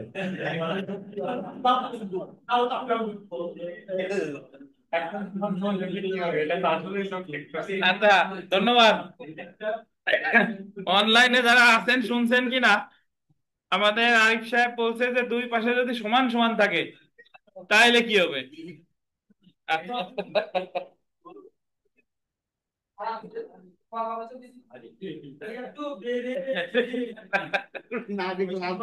আচ্ছা শুনেন, দুই পাশে দুই পাশে সমান সমান থাকলে তাহলে অব্যাহতি পেয়ে যাবে 80 ধারায়। ওই যে আইনানুগ দায়িত্ব সম্পাদনকালে দুর্ঘটনা ঘটছে, ইচ্ছা করে না অনিচ্ছাকৃত 80 81 বা অন্যান্য যা আছে এগুলো দিলে সমস্যা নাই, বুঝছেন? ঠিক আছে, আচ্ছা এখন আপনি তো দুষ্ট বুদ্ধি, বুঝার আগে অন্য একটা ভাবেন যে কি কি প্রশ্ন করা যায়। আমার পড়াশোনা আচ্ছা, হলে গিয়ে বললেন যে স্যার আমি তো ওই করছিলাম ক্ষুদ্রতর ক্ষতি এড়ানো, বৃহত্তর ক্ষতি এড়ানোর জন্য ক্ষুদ্রতর ক্ষতি করতেছি কি, যে আমি তো কম্পোস্ট করতেছি না, আমি পাশের জনের কাছ থেকে শুনতেছি যে আমি তো নকল আইনেও করতে পারতাম, আমি তো নিরুপায়, আমার তো প্রশ্ন বাদে নাই, তো এই কারণে আমি ক্ষুদ্রতর ক্ষতি করতেছি নিরুপায় হইয়া, পাশের জনের জিজ্ঞেস করতেছি, আমি 81 দ্বারা অব্যাহতি পাওয়ার হকদার, আপনি আমার খালি খালি ডিস্টার্ব করেন না। এই বলেন।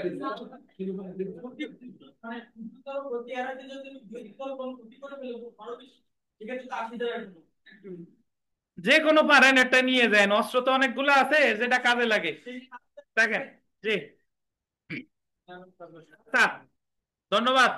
আমরা 82-83 ধারাটা মাগরিবের আগে পড়ে ফেলি। দেখেন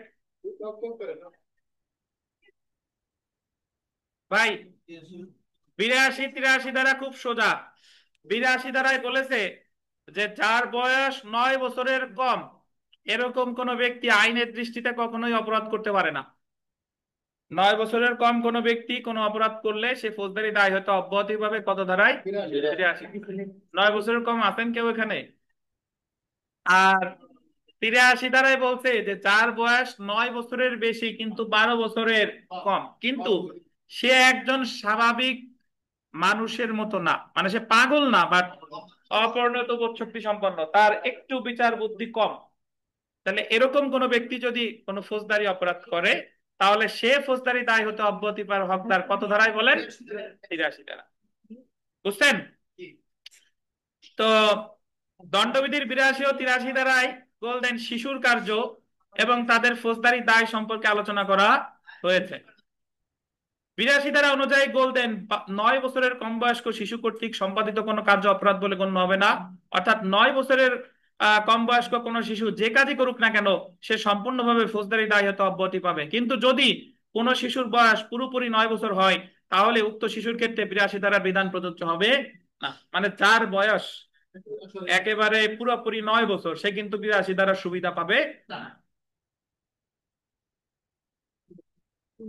আচ্ছা, আমরা 83 ধারায় চলে আসি। 83 ধারা অনুযায়ী 9 বছরের বেশি কিন্তু 12 বছরের কম বয়স্ক অপরিণত বোধ শক্তি সম্পন্ন শিশুর কাজ কোনো অপরাধ নয়। অর্থাৎ 9 বছরের বেশি কিন্তু 12 বছরের কম বয়স্ক অপরিণত বোধ শক্তি সম্পন্ন শিশুর কাজ ফৌজদারি দায় হতে শর্ত সাপেক্ষে অব্যাহতি দেওয়া হয়েছে। তবে শর্তটি হলো শিশুর, আন্ডারলাইন করবেন, বোধ শক্তি এতদূর পরিপক্কতা লাভ করেনি যে সে তার নিজের কাজের প্রকৃতি বা পরিণতি বিচার করতে পারে। সে কিন্তু অ্যাকচুয়ালি পাগল না, কিন্তু আমি আবারও বলি সে পাগল না, কিন্তু সে স্বাভাবিকভাবে একজন বাচ্চার যে বুদ্ধি থাকা উচিত ওই পর্যায়ে তার সেই বিচার বুদ্ধি হয় নাই। এই আর কি 82 আর 83। তো আমাদের নামাজের বিরতি, নামাজ পড়েন, নামাজ শেষে আবার আমরা যোগদান করতেছি 7:10 দিকে আমরা শুরু করব। সবাই 7:10 দিকে যোগদান করেন। প্রশ্ন থাকলে তখন জিজ্ঞাসা করেন। ধন্যবাদ।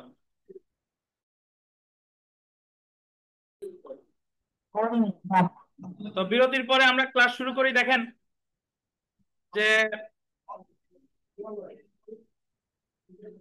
84 ধারায় বলছে অপ্রকৃতিস্থ বা উন্মাদ ব্যক্তির কার্য। অপ্রকৃতিস্থ বা উন্মাদ মানে হলো যার মানসিক ভারসাম্য নেই, পাগল, উন্মাদ। তিনি যদি ওই পাগল থাকা অবস্থায় কোনো অপরাধ করে তাহলে তিনি ওই ফৌজদারি দায় হতে অব্যাহতি পাবে। এবং এই যে যে পাগল, উন্মাদ বা লুনাটিক এর বিচার প্রক্রিয়া সম্পর্কে আলোচনা করেছে ফৌজদারি কার্যবিধির 464 থেকে কত ধারা বলেন? 475। তো তার মধ্যে আমরা গতদিন পড়ছিলাম যে পাগল উন্মাদরে পরীক্ষা করাবে সিভিল সার্জনরে দিয়ে ম্যাজিস্ট্রেট আদালত 464 ধারায়। এরপরে দায়রা আদালত করবে 465, জামিন দিবে 466, আর পাগল উন্মাদে খালাস দিবে 470। তো আমাদের দণ্ডবিধির 84 ধারায় বলেছে যে দণ্ডবিধির 84 ধারার অধীন অপ্রকৃতিস্থ বা উন্মাদ ব্যক্তির কার্য অপরাধ বলে গণ্য হবে না যদি নিম্নলিখিত শর্ত পূরণ হয়। কার্য সংগঠনের সময় কার্য সম্পাদনকারীকে অবশ্যই অপ্রকৃতিস্থ থাকতে হবে। যখন সেই কাজটা করেছে ওই মুহূর্তে ছিল সে অপ্রকৃতিস্থ। সে কাজের প্রকৃতি বুঝতে বা সে যে কাজ করেছে তা বেআইনি বা আইনের পরিপন্থী তা বুঝতে অক্ষম ছিল। তা সেটা বুঝতে কি ছিল? অক্ষম ছিল। অর্থাৎ একজন পাগল সে যদি যে কাজটা করতেছে ওটার পরিণতি যদি বুঝতে সক্ষম থাকে তাহলে আবার কিন্তু সে 84 ধারার সুবিধা পাবে না। তার ওই পরিস্থিতি সম্পর্কে বুঝতে অক্ষম থাকা লাগবে। উদাহরণ, একজন পাগল ব্যক্তি অপর একজন ব্যক্তিকে হত্যা করে, এখানে পাগল ব্যক্তি 84 ধারায় ফৌজদারি দায় হতে অব্যাহতি পাবেন যেহেতু কার্য সংগঠনের সময় সে কি ছিল? সে পাগল ছিল। আমরা চলে চলে আসি 85 এবং 86 ধারা, মাতাল ব্যক্তির কার্য। তো 85 আর 86 ধারা আপনি দুইটা একসাথে লিখবেন। এটা আসলে আহ যদি কোনো ব্যক্তি মাতাল থাকা অবস্থায় কোনো কাজ করে, তাহলে অপরাধ বলে বিবেচিত হবে না। তবে অবশ্যই ওই মাতালটা হতে হবে তার ইচ্ছার বিরুদ্ধে।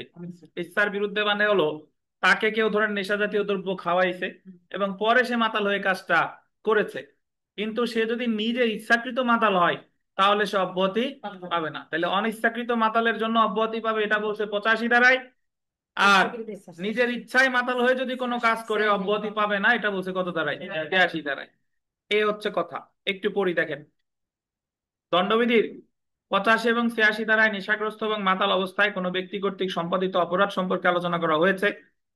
মাতাল বা নেশাগ্রস্ত ব্যক্তি 85 ধারার শর্ত পূরণ করলে তার কার্য সম্পাদন অপরাধ বলে গণ্য হবে না, যদি অভিযুক্ত ব্যক্তি, আন্ডারলাইন করবেন, নেশাগ্রস্ত অবস্থায় কার্যটা করে, মানে কার্যটি করে। যখন সে কার্যটা করেছে ওই মুহূর্তে সে ছিল কি? নেশাগ্রস্ত। এখন নেশাগ্রস্ত ডাজেন্ট মিন যে তাকে ওই মদ খেয়েই নেশাগ্রস্ত হতে হবে। নেশাগ্রস্ত মানে অন্য অনেক কিছু দ্বারাই নেশাগ্রস্ত হতে পারে। এমন নেশার কারণে অভিযুক্ত ব্যক্তি কার্যের প্রকৃতি সম্পর্কে জানতে অক্ষম ছিল, সে যে কাজটা করতেছে সেই কাজের প্রকৃতি সম্পর্কে সে জানতে অক্ষম ছিল। তাকে নেশাগ্রস্ত করা হয়েছিল তার ইচ্ছার বিরুদ্ধে বা তার অগোচরে। অনিচ্ছাকৃত নেশাগ্রস্ততার কারণে সংঘটিত কোনো কার্য অপরাধ বলে গণ্য হবে না। অপরদিকে দণ্ডবিধি 1860-এর 86 ধারার বিধান অনুসারে যদি কোনো ব্যক্তি স্বেচ্ছায় নেশাগ্রস্ত হয়ে, স্বেচ্ছায় মানে নিজের ইচ্ছায়, নিজের ইচ্ছায় নেশাগ্রস্ত হয়ে কোনো অপরাধ সংগঠন করে, তবে উক্ত ব্যক্তি ফৌজদারি দায় হতে অব্যাহতি পাবে না। তাহলে তানভীর আলম খান, 85 আর 86 ধারার পার্থক্য কি বলেন তো তানভীর আলম খান? 85 ধারা হচ্ছে আপনার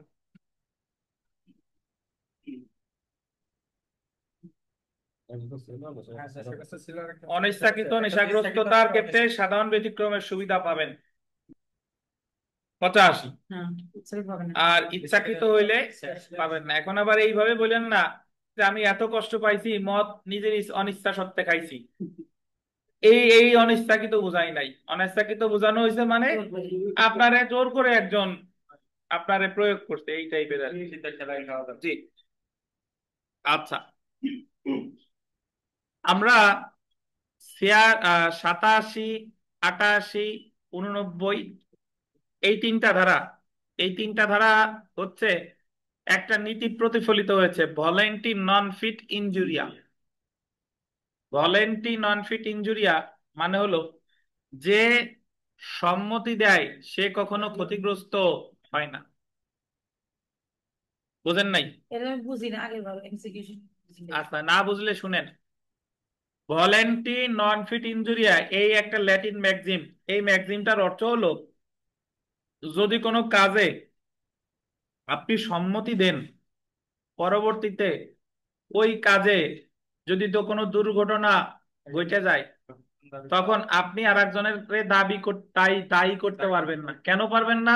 কারণ আপনি ওই কাজটাই কি দিয়েছেন? সম্মতি দিয়েছেন। তাই যদি আপনাকে বলে যে ভলেন্টি নন ফিট ইনজুরিয়া এই নীতিটি দণ্ডবিধির কত ধারায় প্রতিফলিত হয়েছে, বা এইভাবে বললো যে ভলেন্টি নন ফিট ইনজুরিয়া নীতিটি দণ্ডবিধির প্রাসঙ্গিক বিধান উল্লেখে আলোচনা করুন, তাহলে আমার আলোচনা করতে হবে 87, 88, 89। এখন এই তিনটা ধারায় আসলে আসলে আছে কি সেটা আমরা একটু আলোচনা করতেছি। দেখেন, প্রথমে বলছে, জি, পরীক্ষা সকালে, ক্লাস বিকালে। জি, যে দেখেন, আচ্ছা, অথবা সকালে ক্লাস, বিকালে পরীক্ষা। যদি আপনার সোমবারে কি সরকারি ছুটি? আচ্ছা, তাহলে সোমবারে ওই সকালে ক্লাসই হোক, তারপরে পরীক্ষা দিয়েন, যার যার এনার্জিতে কুলায় পরীক্ষা দেবেন, আর না হলে চলে যাবেন, এই আর কি কথা। দেখেন, আচ্ছা ঠিক আছে, তাহলে আমি বিস্তারিত বলে দিবানি। পরীক্ষা সকালে দেন, ক্লাসের মাঝখানে আমাকে ই করতে দেন। 87 ধারা, এই 87 ধারায় বলছে যে 18 বছরের বা তার বেশি, 18 বছর বা তার বেশি বয়স্ক কোনো ব্যক্তির সম্মতি সাপেক্ষে যদি এমন কোনো কাজ করা হয় যে কাজে সাধারণত মৃত্যু বা গুরুতর আঘাতের কোনো সম্ভাবনা নাই, কিন্তু দুর্ভাগ্যবশত যদি কোনো দুর্ঘটনা ঘটে যায়, তাহলে এই দুর্ঘটনার জন্য যে সম্মতি নিল তারে দায়ী করা যাবে না। কিভাবে? 87 ধারায় বলছে যে ধরেন এই জায়গা মোটামুটি যারা আছেন সবাই 18 বছরের বেশি বয়স। এখন মাসুদকে বললাম যে মাসুদ চলেন আমরা ফুটবল খেলি, বৃষ্টি নামছে ফুটবল খেলি। তো মাসুদ সম্মতি দিল যে চলেন খেলি। ফুটবল খেলতে গিয়ে মাসুদ কাদার ভিতর পড়ে গিয়ে বা রাস্তায় পড়ে গিয়ে মাসুদের ধরেন পা ভেঙে গেছে বা কোমরের হাড় সরে গেছে। তাহলে এখন সাধারণত ফুটবল খেলায় কারো মারা যাওয়ারও কথা না, গুরুতর আঘাত পাওয়ারও কথা না, কিন্তু এখানে যদি কোনো দুর্ঘটনা ঘটে যায়, এখন মাসুদ যদি আমার দায়ী করে যে আমার পরীক্ষার আগে আপনি আমার ফুটবল খেলতে যদি না বলতেন তাহলে আমি ফুটবল খেলতাম না, তাহলে দোষটা আপনার। তাহলে আমি এই জায়গায় আমার ঢাল হিসেবে কাজ করবে দণ্ডবিধির 87 ধারা। আমি বলবো যে এই জায়গায় আপনি সম্মতি দিছিলেন, আপনার ভয় দেখায় সম্মতি নেই নেই, আর আমি এমন একটা কাজে সম্মতি নিছি এই কাজে সাধারণত মৃত্যু ঘটার সম্ভাবনা নাই, গুরুতর আঘাত ঘটার সম্ভাবনা নাই। বুঝেন কিনা? তবে কথা আছে, 87 ধারায় মাসুদ আমারে দায়ী করতে পারে যদি আমি মাসুদকে ফাউল প্লের মাধ্যমে তার ইনজুরি ঘটাই। ফাউল প্লে মানে হলো নিয়ম বিরুদ্ধ খেলা। অনেক সময় ফুটবল খেলায় ল্যাং মেরে ফেলে দেয়, পিছন থেকে আঘাত করে পা ভেঙে যায়, এরকম যদি কিছু হয়, খেলার নিয়ম বিরুদ্ধ ভাবে যদি কিছু করা হয়, তাহলে কিন্তু আবার এটা কি হবে বলেন? এটা আপনার মাসুদ কিন্তু তাহলে আমাকে দায়ী করতে পারবে। এই হলো কথা। তাহলে 87 ধারা মানেই কত বছরের বেশি বয়স্ক ব্যক্তি? 18 বছরের বেশি বয়স্ক ব্যক্তি। একজন বলতেছে লাউডনেস কম, আপনাদের সবার কি তাই মনে হয়? একটু জানাবেন।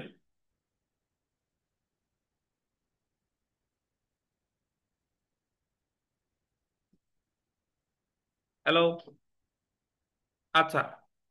প্রথমত যারা ক্লাস করেন আপনাদের নৈতিক দায়িত্ব হচ্ছে ক্লাসগুলো সরাসরি মোবাইলের আহ, আহ, যে ডিফল্ট স্পিকার আছে এগুলাতে করবেন না, কারণ আপনাদের চারপাশে অনেক শব্দ আছে। চেষ্টা করবেন হেডফোনটা কানে, ইয়ারফোনটা কানে লাগানোর, তাইলে শব্দ জায়গা কম হলেও শোনার কথা। দেখেন, তাহলে আমরা 87 ধারাটা পড়ে ফেলি।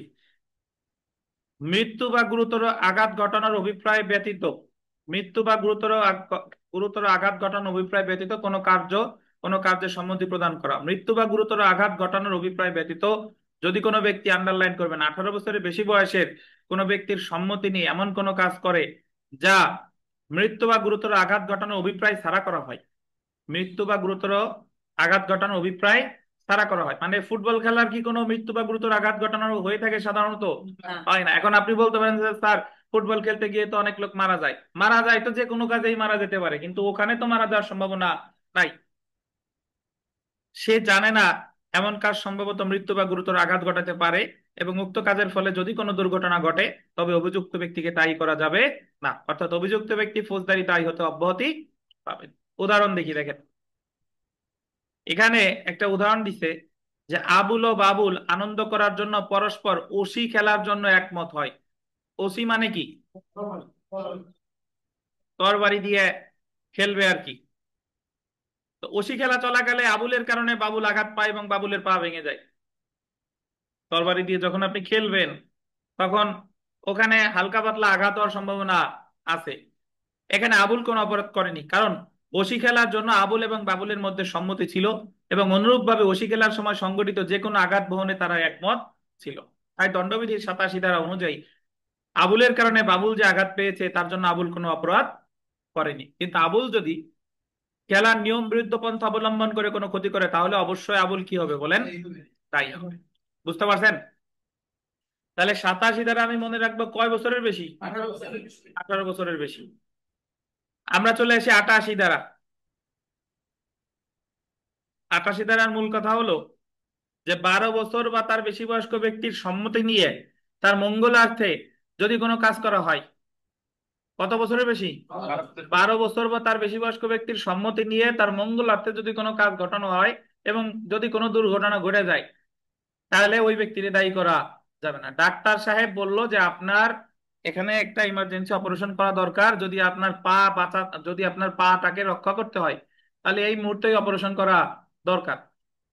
তবে অপারেশন সাকসেসফুল হতেও পারে, নাও পারে, এবং আমি আপনার মঙ্গলের জন্য কাজটা করব। তো 12 বছরের বেশি বয়স্ক ব্যক্তি সম্মতি দিয়েছে যে আপনি করেন, কিন্তু পরবর্তীতে দেখা গেল যে ওই পাটা তার কেটেই ফেলা লাগছে।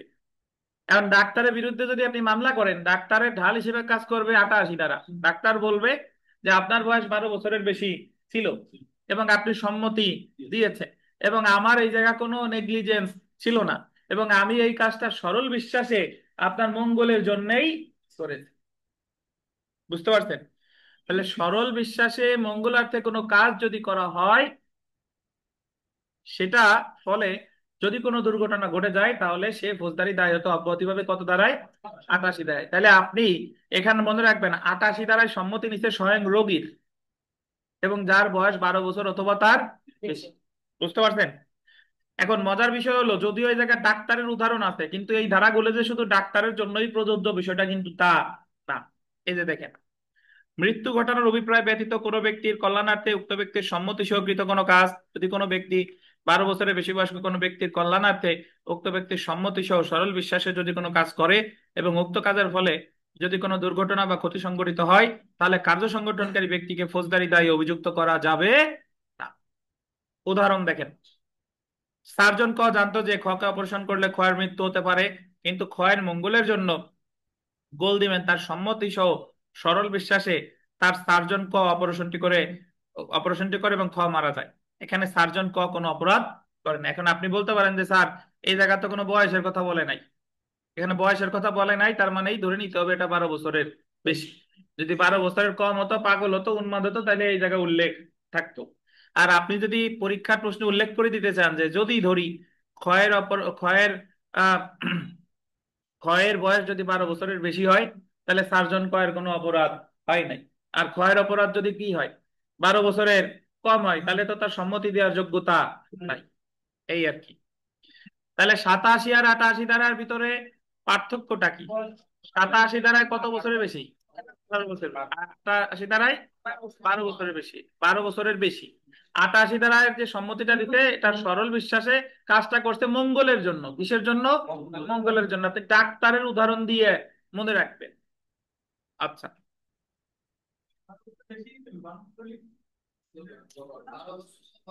12 বছর বা 12 বছরের বেশি। জি, আমাদের পিয়াল সাহেব জিজ্ঞেস করছে, স্যার এখানে কি 80 ধারা আনা যায়? আগে আনবেন 88 ধারা, এরপর 80 ধারার সাথে আরো যা যা মন চাই আনবেন, কিন্তু আগে যা উত্তর চাইছে সেইটুক আনতে হবে। বুঝছেন? দেখবেন কি, আচ্ছা 89 ধারা পড়ি। ধারা 89, এখানে 89 ধারা হলো যে যার সম্মতি নিছে তার নিজের সম্মতি দেওয়ার যোগ্যতা নাই, সে পাগল, উন্মাদ অথবা তার বয়স 12 বছরের কম। তাহলে পাগল উন্মাদ হলে, 12 বছরের কম হলে তার সম্মতি দিবে কে? অভিভাবক। তো অভিভাবক সম্মতি দিছে এবং দুর্ঘটনা ঘটে গেছে, ডাক্তারের কোনো অবহেলা ছিল না, তাহলে ডাক্তার অব্যাহতি পাবে 89 ধারায়। তাহলে 87তেও ব্যক্তি সম্মতি দেয়, 88তেও ব্যক্তি সম্মতি দেয়, আর 89তে সম্মতি দেয় কে? অভিভাবক। এইটুকু হলো পার্থক্য। দেখেন, অভিভাবকের সম্মতিক্রমে শিশু বা অপ্রকৃতস্থ ব্যক্তির মঙ্গলার্থে সরল বিশ্বাসকৃত কোনো কাজ অপরাধ নয়, যদি কোনো ব্যক্তি 12 বছরের কম বয়স্ক বা অপ্রকৃতস্থ ব্যক্তির মঙ্গলার্থে উক্ত ব্যক্তির অভিভাবক বা আইনানুগ তত্ত্বাবধানকারীর সম্মতি সহ, কার সম্মতি? অভিভাবক বা আইনানুগ তত্ত্বাবধানকারীর সম্মতি সহ কোনো ক্ষতি ঘটানোর অভিপ্রায় ব্যতীত সরল বিশ্বাসে কোনো কাজ করে এবং উক্ত কাজের ফলে কোনো দুর্ঘটনা বা ক্ষতি সংঘটিত হলে কার্য সম্পাদনকারী ব্যক্তিকে ফৌজদারি দায়ে অভিযুক্ত করা যাবে। উদাহরণ দেখেন, ক তার ছেলের মঙ্গলের জন্য একজন সার্জনকে দিয়ে অপারেশন করাতে চায়, সার্জনটি শিশুটির পিতার নিকট থেকে অনুমতি নিয়ে অপারেশন করে, শিশুটি মারা যায়। এখানে সার্জন কোনো অপরাধ করেনি, কারণ সে শিশুটির অভিভাবকের অনুমতি নিয়ে এবং শিশুর কল্যাণার্থে সরল বিশ্বাসে কাজটি করেছে। তবে এক্ষেত্রে শিশুটির বয়স অবশ্যই 12 বছরের কম হতে হবে। তাহলে 87তে সম্মতি নেয় 18 বছরের বেশি বয়স্ক ব্যক্তি, 88তে সম্মতি নাই 12 বছর বা তার বেশি বয়স্ক ব্যক্তি, 89তে সম্মতি নাই কার? অভিভাবকের। তাহলে যদি বলে যে যে সম্মতি দেয় সে কখনো ক্ষতিগ্রস্ত হয় না, দণ্ডবিধির আলোকে এই নিয়মটি আলোচনা করুন। কত দ্বারা আলোচনা করবেন? 87, 88, 89 নাকি? বা যদি বলে কি মানে যে সম্পত্তি সেই প্রকৃতি হয় না, নাকি এখানে সম্পত্তি দিলে অপরাধ হবে? যে সম্মতি দিচ্ছে সে ক্ষতিগ্রস্ত হয় না, এটা বলতে বোঝাচ্ছে। মানে আপনি সম্মতি দিছেন, এখন আপনি যদি ভাব ধরেন যে আমি ক্ষতিগ্রস্ত হয়েছি, ভাব ধরলে কাজ হবে না, কারণ আপনি তো এই কাজটা করছেন কিসের জন্য? সম্মতি দিয়েই। সেটা বোঝানো হয়েছে। মানে আপনি আলামিনের দৃষ্টিকোণ বোঝাচ্ছে যে আমি তো সম্মতি দিছি, আমার তো পা ঠিকই ভাঙলো, তাইলে আমি ক্ষতি কেমনে, আমার ক্ষতি কেমনে হলো না, এইটা। বাট আপনার পা ভাঙলে সমস্যা নাই, আপনি তো সম্মতি দিছেনই। আর ফুটবল খেলতে গেলে কাদার মধ্যে পড়ে যাওয়ার সম্ভাবনা তো আছেই। সো আপনি সম্মতি দিছেন, আপনার পা ভাঙলেও যদিও আপাত দৃষ্টিতে দেখা যাচ্ছে আপনার পা ভাঙছে, বাট প্রকৃতপক্ষে আপনার ক্ষতি হয় নাই। মানে আপনার যে ক্ষতি হয়েছে এটা আপনি দাবি করতে পারবেন না, এই হলো কথা। বুঝছেন? তাহলে যদি বলে যে ভলেন্টি নন ফিট ইনজুরিয়া, এই নীতিটি দণ্ডবিধির আলোকে আলোচনা করুন, তাহলে কত কত ধারা লিখবেন? 87, 88, 89, নাকি? আচ্ছা, এখন শুনেন, বিথিকা কি বসছেন? এতদিন পরে বুঝলাম। এতদিন পরে বসছেন, যাক আলহামদুলিল্লাহ। দেখেন, বোঝার কোনো শেষ নাই। আমরা 87, 88, 89 এই জায়গায় তো কারো কারো সম্মতি নিতে, কখনো 18 বছরের বেশি বয়স্ক ব্যক্তির, কখনো 12 বছরের বেশি বয়স্ক ব্যক্তির, কখনো অভিভাবকের। কিন্তু 92 ধারায় কারোরই সম্মতি নেওয়ার সুযোগ নাই। ওই ব্যক্তিরও সম্মতি নেওয়ার সুযোগ নাই, আবার অভিভাবকেরও সম্মতি নেওয়ার সুযোগ নাই। 92 ধারায় ভিভিআই, মানে যদি এইভাবে বলে যে ভলেন্টি নন ফিট ইনজুরিয়ার নীতির ব্যতিক্রমটি আলোচনা করুন, তাহলে আসবে 92। তাহলে আসবে 92। মানে ব্যতিক্রম মানে হলো কোন জায়গায় সম্মতি না নিলেও ক্ষতিগ্রস্ত হবে না, সেটা হলো কত? 92। 92 তে বলছে, বইয়ের উদাহরণ আছে এরকম, ধরেন একজন লোক হসপিটালে গেছে, এখন সে অচেতন অবস্থায় আছে, আর তার অভিভাবককেও খুঁজে বের করা এই মুহূর্তে সম্ভব না। এখন ডাক্তারের আর নিয়ম, মানে ডাক্তারের কাছে মনে হচ্ছে এই মুহূর্তে অপারেশন না করলে তার গুরুতর ক্ষতি হয়ে যাবে। তখন ডাক্তার তার সম্মতিও নেয় নাই, অভিভাবকের সম্মতি নেয় না, এবং অপারেশন করছে, আলটিমেটলি দেখা গেল ক্ষতি একটা হয়ে গেছে। তখন পরবর্তীতে তার আইনানুগ প্রতিনিধিরা এসে যদি ডাক্তার বিরুদ্ধে মামলা করে, তাহলে ডাক্তার অব্যাহতি পাবে কত ধারায়? 92 ধারায়। সে যদি প্রমাণ করতে পারে যে সরল বিশ্বাসে এবং মঙ্গলার্থে সে এই কাজটি করেছে। বুঝতে পারছেন? এখানে বেশ কয়েকটা উদাহরণ আছে। উদাহরণটা এরকম যে একটা ঘরে আগুন ধরছে, একটা বিল্ডিং এ, এবং বিল্ডিং এর টপ ফ্লোরে একটা রুমে একটা বাচ্চা আছে। এখন বাংলা সিনেমার মতো যে নায়ক একেবারে উঠে গেছে, এখন ওই বাচ্চাটারে নিয়ে বিল্ডিং এর লিফট দিয়ে নামাও সম্ভব না, আবার সিঁড়ি বেয়ে নামাও সম্ভব না। এখন ওই বাচ্চাটাকে বাঁচানোর জন্য, বাচ্চাটাকে যদি নিচে একদল লোক কম্বল ধরে আছে বা জাল ধরে, সার্কাসের মতো জাল ধরে আছে, বাচ্চাটাকে নিক্ষেপ করছে। এখন নিক্ষেপ করার পরে বাচ্চাটার যদি কোনো ক্ষতি হয় বা বাচ্চাটা যদি আশেপাশে পড়ে যায়, তাহলে যে লোকটা যে উপর থেকে নিক্ষেপ করলো সে অব্যাহতি পাবে কত ধারায়? এই 92 ধারায়। কারণ ওই মুহূর্তে ওই বাচ্চার সম্মতি নেওয়ারও সুযোগ ছিল না, আর বাচ্চার সম্মতির তো কোনো আইনগত মূল্য নাই, আর তার অভিভাবকের সম্মতি নেওয়ারও সুযোগ ছিল না। তাহলে এই ক্ষেত্রে সে অব্যাহতি পাবে কত ধারায়? 92। সুন্দরবন গেছেন ঘুরতে, সুন্দরবন যারা গেছেন দেখবেন যে সাথে একজন গানম্যান থাকে, বন্দুক থাকে একজনের হাতে, যাতে আপনি বনের মধ্যে গেলে বাঘ যাতে আপনারে, মানে বাঘের হাত থেকে রক্ষা করার জন্য। এখন ঘুরতে গেছেন, একজন লোক রে ধরেন বাঘ ঠিকই টেনে নিয়ে যাচ্ছে, এখন গানম্যান কি জিজ্ঞেস করবে যে আপনারা তো নিয়ে যাচ্ছে, গুলি কি আমি করব? করব কি করব না? মানে ওই গুলি করলে তো ওই মুহূর্তে বাঘেরও লাগতে পারে, আবার কি তারও লাগতে পারে। এখন তার তো সম্মতি নেওয়ার সুযোগ না। এখন ওই ব্যক্তির কল্যাণার্থে ওই ব্যক্তিকে বাঁচানোর জন্য গুলি করা হলো, দেখা গেল যে বাঘের লাগছে, ওনারও কিছু লাগছে, তাহলে এই ক্ষেত্রে যে গুলিটা করলো সে অব্যাহতি পাবে কত ধারায়? 92 ধারায়। বুঝতে পারছেন? তাহলে 92 ধারা হলো প্রকৃতপক্ষে কারোরই সম্মতি নেওয়ার সুযোগ ছিল না। এই সুজন সাহেব বোঝেন? তাহলে 92 ধারার কারোরই সম্মতি নেওয়ার সুযোগ ছিল না। দেখেন,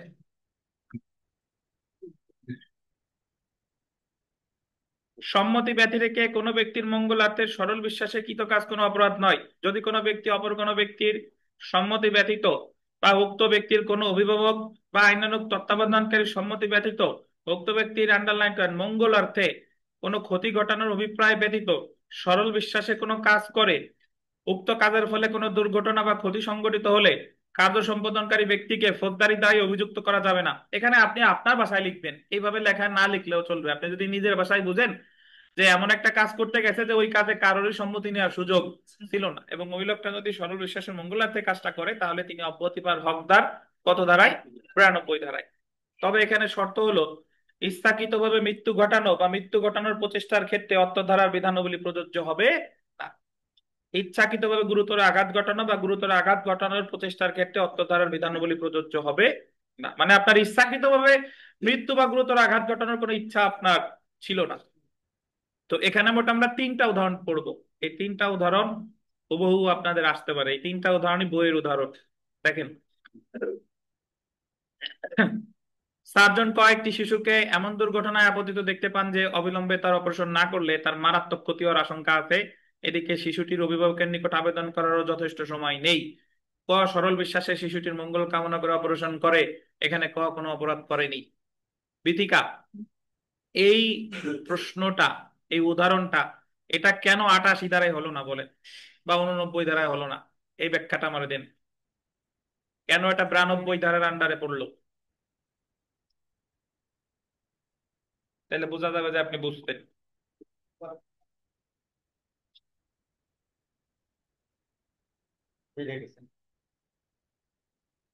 স্যার এটা তো এরকম আমি আমি যেটা বলছি সেটা বলেন বলেন।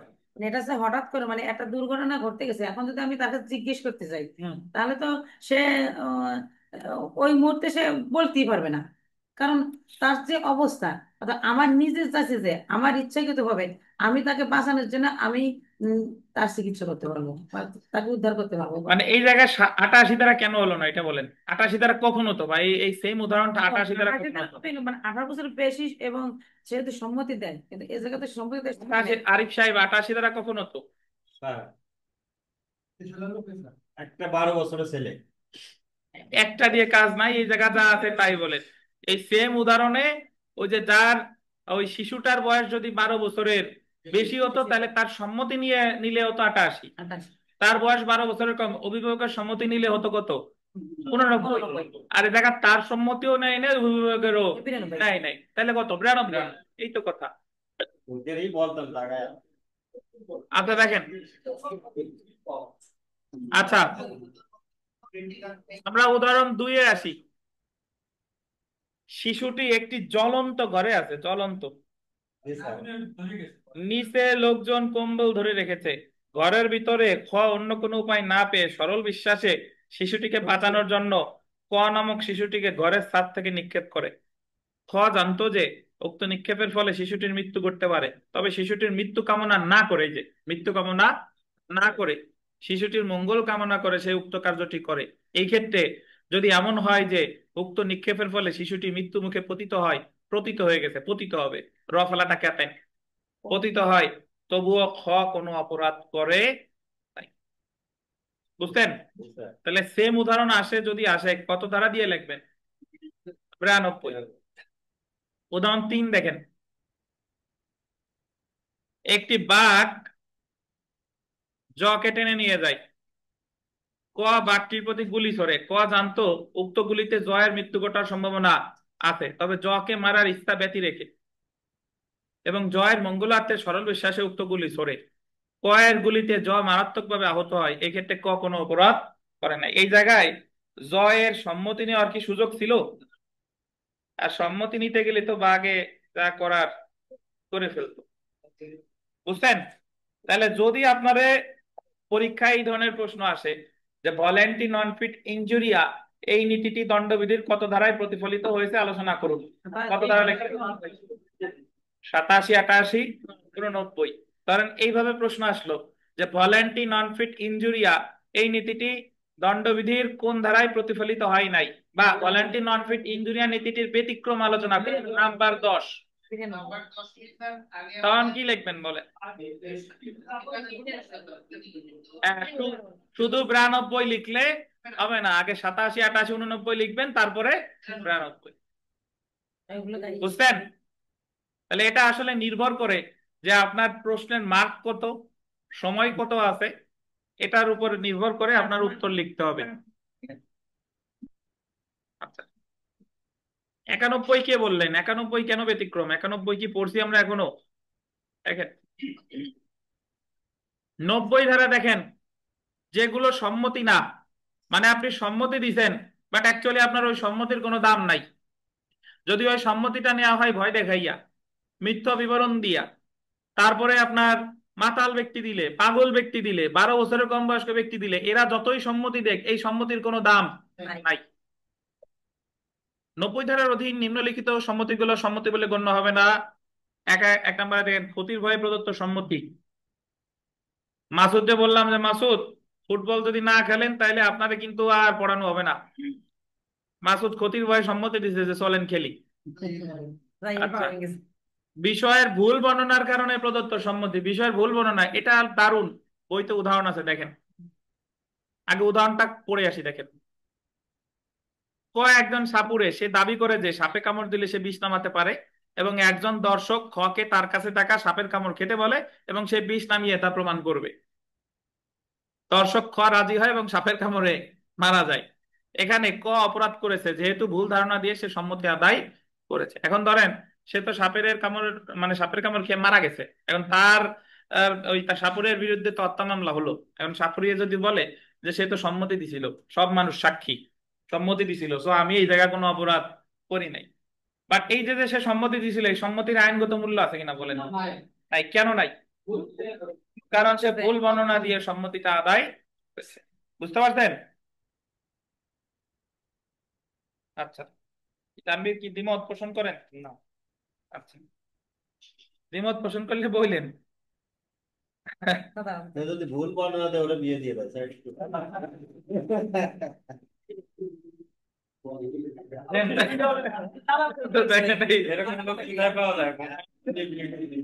আচ্ছা দেখেন, ধন্যবাদ।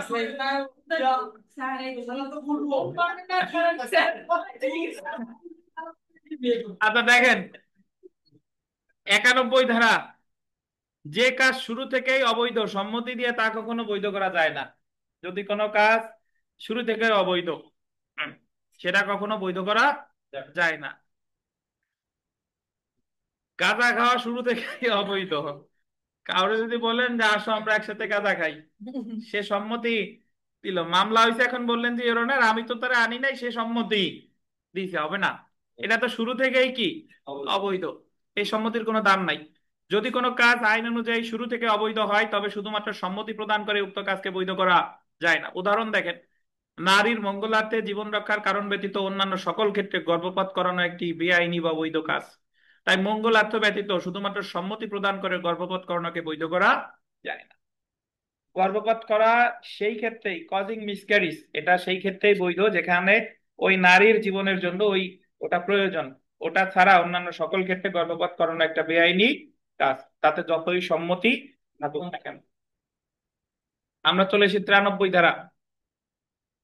আচ্ছা, যতগুলা ধারা পড়লাম, কারো প্রশ্ন থাকলে জিজ্ঞাসা করেন। 93 ধারা, সরল বিশ্বাসে কৃত যোগাযোগ অপরাধ না।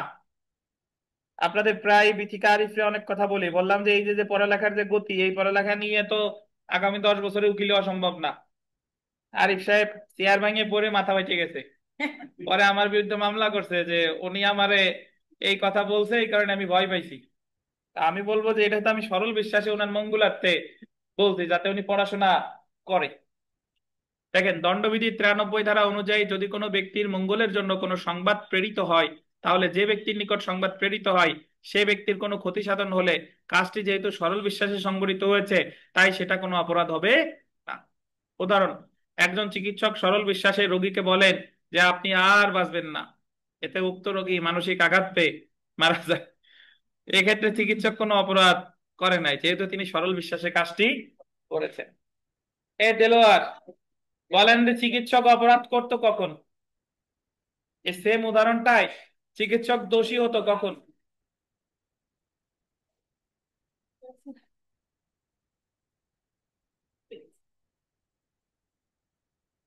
মাসুদ, এই সেম উদাহরণে চিকিৎসকরা দোষী করা যেত কখন? এখানে ইচ্ছাকৃতভাবে যে হরেলা স্কিল খালি খালি হরেলা স্কিল ভয়তেই মারে।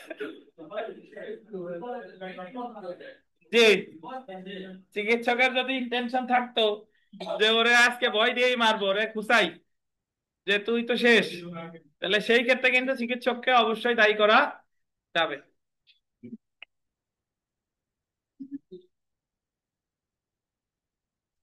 আচ্ছা, আমরা 94 ধারা আসি, দেখেন খুবই গুরুত্বপূর্ণ, ভিভিআই।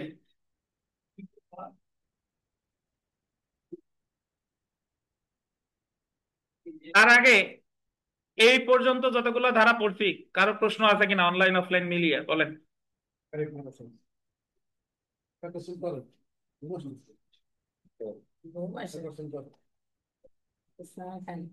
দেখেন 94 ধারায় বলছে যে কাউরে যদি ভয় দেখাইয়া কোনো কাজ করানো হয়, তাৎক্ষণিক মৃত্যুর ভয়, কাউকে যদি তাৎক্ষণিক মৃত্যুর ভয় দেখাইয়া কোনো কাজ করানো হয়, তাহলে যারে কাজ করানো হলো ভয় দেখাইয়া, সে অব্যাহতি পাবে, সে বলবে যে আমি মৃত্যুর ভয়ে কাজটা করছি। এলো মেইন কথা। আমি যদি আরিফ সাহেবকে ভয় দেখাই বলি যে আরিফ সাহেব আপনার এই মুহূর্তে হত্যা করা হবে যদি আপনি অমুকরে গুরুতর আঘাত না করেন, বা অমুকরে ঘুষি না দেন, বা অমুকের নামে আজে বাজে কথা না বলে, বা অমুকের গোয়াল থেকে কুরবানির গরু না আনেন, তো তাহলে আরিফ সাহেব যদি মৃত্যুর ভয়ে কোনো অপরাধ করে, তাহলে আরিফ সাহেব অব্যাহতি পার হকদার কত ধারায়? 94 ধারায়। তিনি বলবেন যে দণ্ডবিধির 94 ধারায় আছে মৃত্যুর ভয় দেখাইয়া কোনো কাজ যদি করানো হয়, তাহলে যারে ভয়টা দেখানো হলো সে অব্যাহতি পাওয়ার হকদার কত ধারায়? 94 ধারায়।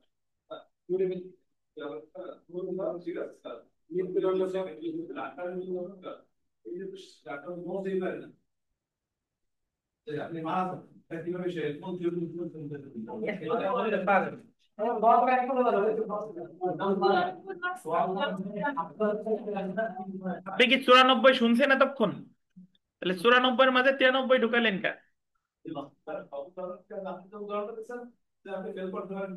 ডাক্তার বলতে পারে না, আপনি কেমনে টের পাইলেন? আমি নিজে শুনছি যে আপনার চোখ নষ্ট হয়ে যাবে, ডাক্তার বলছে, আমি নিজে সাক্ষী। তাহলে মারা যাওয়া চোখ নষ্ট হয়ে যাওয়া তো একই কথা, পার্থক্য কি আছে?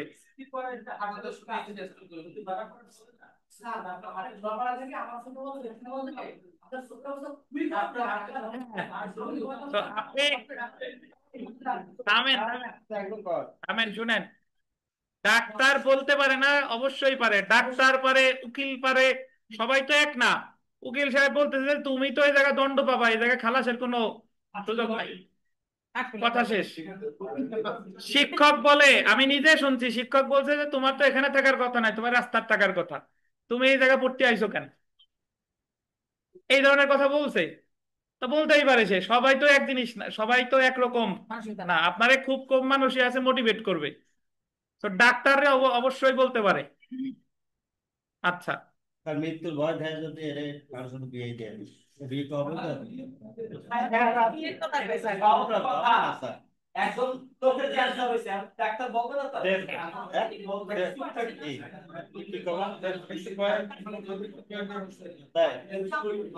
হবে না। এ ভাই শুনেন, শুনেন, শুনেন, না না না, প্রশ্ন করতে ঠিক আছে, আমি ওনারে আমি ওনারে পাস, আমি ওনারে শুনেন। আর আরিফ সাহেব থামেন, আমার শেষ করতে দেন। এই প্লিজ লেট মি ফিনিশ। শুনেন, ডাক্তার তো, ডাক্তারের সাথে তো রোগীর শত্রুতা নাই, সকল ডাক্তারের মেন্টালিটিও এক না।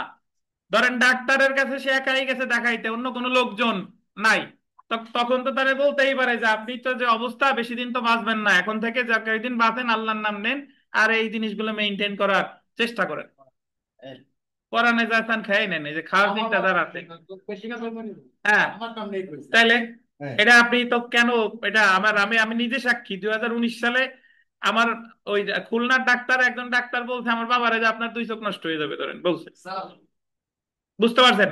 তা সেই জায়গা থেকে তো 2019 থেকে যে ঢাকা যে ডাক্তার দেখে এই পর্যন্ত উনি আছে, তাহলে ওই ডাক্তার কেন বলছিল বলেন?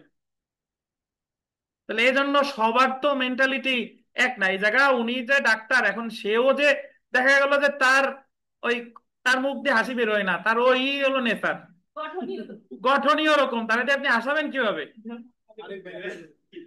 সেও যে দোষ নিয়ে বলছে বিষয়টা তা না, দেখেন। আচ্ছা আসেন, যাই হোক, অপ্রাসঙ্গিক কথা বললাম। 94 ধারা শুনেন, 94 ভিভিআই তাৎক্ষণিক মৃত্যুর ভয় দেখায়। আমি আপনাদের বলতে পারি না যদি আপনাদের এইভাবে বলি যে "এই আরিফ সাহেব এ কি মালায়ালাম ল্যাঙ্গুয়েজ লেখেন, আপনার এটা পাস করা সম্ভব না, কি ঘোড়ার ডিম লাগছেন"? ওনার তো হাতের লেখা মালায়ালাম ভাষার মতো, মানে ভারতের যে কতগুলো লেখা আছে দেখবেন যে গোল গোল পেছানো, উপরে মাত্রা নাই, তা ওনার ওই ভাষা। তা যাই হোক, মালায়ালাম তামিল যে কোনো একটা কিছু হবে আর কি। আচ্ছা, তা 94 ধারায় বলছে যে তাৎক্ষণিক মৃত্যুর ভয় দেখাইয়া কোনো কাজ করা হলে সেটা অপরাধ হবে না, তবে দুইটা কাজের ক্ষেত্রে আপনি এই সুবিধা পাবেন না। যদি আপনি তাৎক্ষণিক মৃত্যুর ভয় পাইয়া কাউরে হত্যা করেন, খুন করেন, অথবা এমন একটা রাষ্ট্রবিরোধী অপরাধ করছেন যে রাষ্ট্রবিরোধী অপরাধের শাস্তি মৃত্যুদণ্ড, এই দুইটা অপরাধ যদি আপনার ভয় দেখাইও করায়, তবু আপনি 94 ধারার সুবিধা পাবেন না। এই দুইটা অপরাধ ছাড়া আর সকল অপরাধের সুবিধা আপনি পাবেন। যদি আমি বলি যে তানভীরের মৃত্যু ভয় দেখাইয়া তানভীরতে ডাকাতি করাইছি, বলেন তো তানভীর অব্যাহতি পাবে কিনা? হবে না। কেন পাবে না? ডাকাতির শাস্তি কি মৃত্যুদণ্ড? না। অবশ্যই তানভীর বলবে যে আমি ডাকাতি করছি ভয় পাইয়া, মৃত্যুর ভয় পাই, নাহলে আমার মেরে ফেলতো, তো তানভীর অব্যাহতি পাবে 94 ধারায়। কিন্তু তানভীরের যদি আমি বলি যে তানভীর ডাকাতি যদি তুমি না করো তাহলে তোমার হাড্ডি গুড্ডি ভেঙে ফেলবো, এবং ডাকাতি তানভীর ভয় পেয়ে করছে, তাহলে আবার তানভীর 94 ধারার সুবিধা পাবে না, কারণ তারে তাৎক্ষণিক মৃত্যুর ভয় দেখানো হয় নাই। বুঝছেন তো? আচ্ছা, একটু পড়ি দেখেন।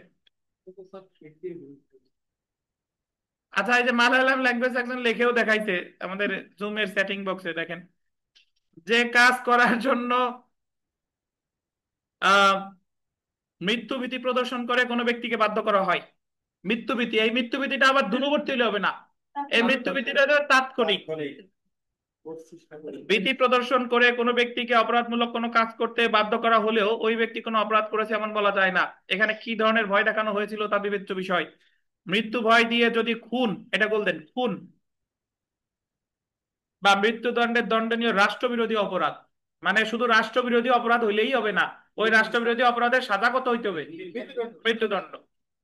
অপরাধ ছাড়া অন্য কোনো অপরাধ করতে বাধ্য করলে তা অপরাধ বলে গণ্য হবে না। এখানে যে ভয় বা হুমকির কথা বলা হচ্ছে, আন্ডারলাইন করবেন, তা তাৎক্ষণিক মৃত্যুর আশঙ্কা সৃষ্টি করতে হবে। যে ভয় বা হুমকি দেওয়া হচ্ছে সেটা কিসের আশঙ্কা তৈরি করবে? যদি বলে যে তুমি আমাদের সাথে যদি না আসো তাহলে 1 মাসের মধ্যে তোমার মেরে ফেলবো, এটা হবে কিনা বলেন? হবে না। 94 ধারা মানে হলো তাৎক্ষণিক মৃত্যু ভয়। এরূপ না হলে, বিকাশ হলে হবে না, নগদ হইতে হবে। জি, এরূপ না হলে কোনো ব্যক্তি 94 ধারার সাধারণ ব্যতিক্রমের সুবিধা দাবি করতে পারবে না। এখানে দুইটা ব্যাখ্যা বা উদাহরণ আছে, এই দুইটা ব্যাখ্যা বিভিন্ন আঙ্গিকে আসতে পারে। দেখেন, যদি এইভাবে আসে যে যে ব্যক্তি স্বেচ্ছায় এবং প্রহরিত হওয়ার ভয়, প্রহরিত বুঝেন মানে আঘাতপ্রাপ্ত হওয়ার ভয়ে একদল ডাকাতের পরিচয় জানা সত্ত্বেও উক্ত ডাকাত দলের সাথে যোগদান করে, উক্ত ব্যক্তি এই ধারার অধীনে ব্যতিক্রম আশ্রয় লাভের অধিকারী হবে না। কেন হবে না বলেন? তারে তো মৃত্যুর ভয় দেখায় নাই, কিন্তু এইটাও অপরাধ, সে অধিকারী হতো কখন? যদি বলতো যে আমাদের সাথে যদি তুমি যোগদান না করো তাহলে তোমার এখনই মেরে ফেলবো, তখন এটা তার সে 94 ধারার সুবিধা পেত। এই সুজন সাহেব বুঝেন? ব্যাখ্যা 2 দেখেন, যে ব্যক্তিকে একদল ডাকাত কোন অপরাধ সম্পাদনের জন্য তাৎক্ষণিক মৃত্যুর ভয় প্রদর্শনে বাধ্য করে, এই যে দেখেন ডাকাত তারে কি ভয় দেখাইছে? তোর সাথে এখনই মেরে ফেলবো। যেমন একজন কামারকে, কামার বুঝেন তো, ব্ল্যাক স্মিথ, একজন কামারকে তাৎক্ষণিক মৃত্যুর ভয় দেখিয়ে তার যন্ত্রপাতি দিয়ে কোনো ঘরে প্রবেশ করার জন্য উক্ত ঘরের দরজা জোরপূর্বক ভাঙার জন্য ডাকাতগণ তাকে বাধ্য করে। কামারে ডাকছে যে অনেক আলমারি সিন্দুক বাদে তুই আমাদের সাথে আয়, যদি না আসিস এই মুহূর্তে তারে তোকে হত্যা করব। এবং কামার গিয়ে ঠিকই ডাকাত দলের সাথে যোগদান করে দলের দরজার লক বা সিন্দুকের লক এগুলা সে খুলছে। কামার এবং ডাকাত সকলের বিরুদ্ধে মামলা হয়েছে। বলেন তো কামার এই জায়গায় 94 ধারার সুবিধা পাবে কিনা? পাবে, কারণ তারা কিসের ভয় দেখানো হয়েছে? মৃত্যুর ভয়।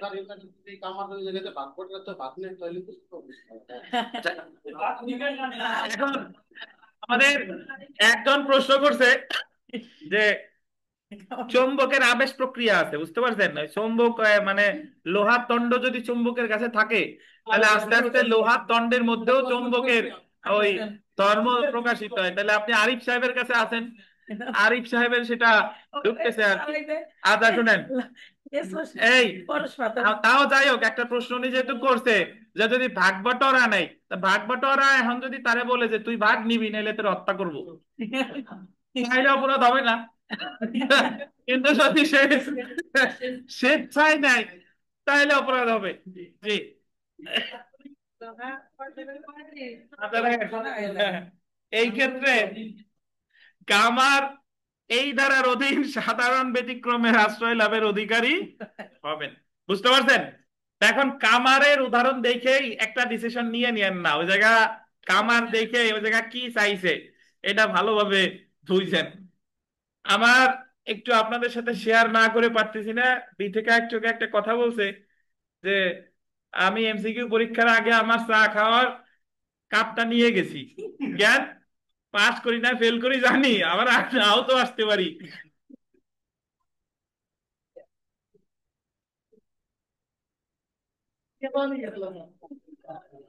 সবাই নিয়ে গেছিলাম।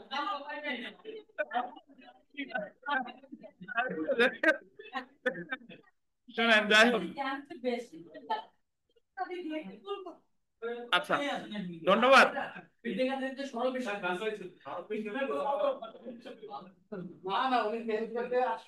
আচ্ছা শুনেন, এই থামেন থামেন থামেন। আচ্ছা, একজন প্রশ্ন করছে, উনি আরো একটা এগিয়ে উনি জিজ্ঞাসা করছে যে কামার তার অবস্থা প্রমাণ করবে কিভাবে।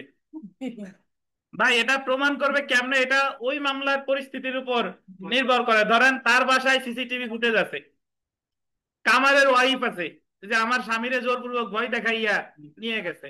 কামারের পারিবারিক ইতিহাস আছে যে সে কামারই করে, কামারগিরি করে, সে অন্য কোনো অপরাধের সাথে জড়িত না। এই সব কিছু মিলাইয়া সে প্রমাণ করবে। আচ্ছা, তাহলে 94 ধারা বুঝতেন কিনা আপনারা? অনলাইন অফলাইন কোনো প্রশ্ন থাকলে দ্রুত করেন। 94 ধারা বিবিআই, শুধু 94 ধারা থেকেও প্রশ্ন আসতে পারে। আচ্ছা, আমি একটা প্রশ্ন করি আপনাদের, দেখি এ, ভুইয়া আপনি উত্তর দেন। আমাদের দণ্ডবিধির 124 ক ধারায় সরকারের বিরুদ্ধে যদি বিদ্বেষ প্রসূত কিছু বলা হয়, লেখা হয়, এটাকে বলে রাষ্ট্রদ্রোহিতা। তো ধরেন আমি আপনাকে ভয় দেখালাম পিস্তল দিয়ে যে ভুইয়া সাহেব, আপনি এই মুহূর্তে ইউনূস সরকারের বিরুদ্ধে ফেসবুকে আজে বাজে কথা লেখেন, নাহলে আপনার এই মুহূর্তেই আমি মেরে ফেলবো। এবং আপনি ঠিকই মৃত্যুর ভয়ে ফেসবুকে এই বর্তমান যে অন্তর্বর্তীকালীন সরকার আছে তাদের বিরুদ্ধে আপত্তিকর কথা লিখলেন, যা রাষ্ট্রদ্রোহিতার সামিল। এখন আপনার বিরুদ্ধে ঠিকই রাষ্ট্রদ্রোহিতার মামলা হলো। এখন আপনি কি 94 ধারার সুবিধা পাবেন কিনা?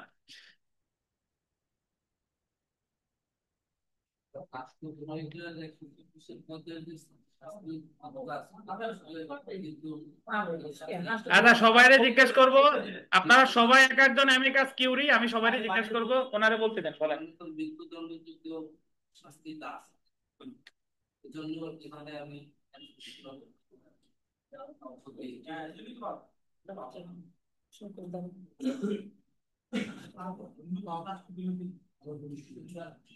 আচ্ছা বলেন, আর কে বলতে চান? অনলাইন থেকে হাবিব সাহেব বলেন, হাবিব সাহেব, হাবিবুর রহমান খাগড়াছড়ি। প্রশ্ন প্রশ্ন শুনছেন? এই কথা বলবেন না, কথা বলবেন না,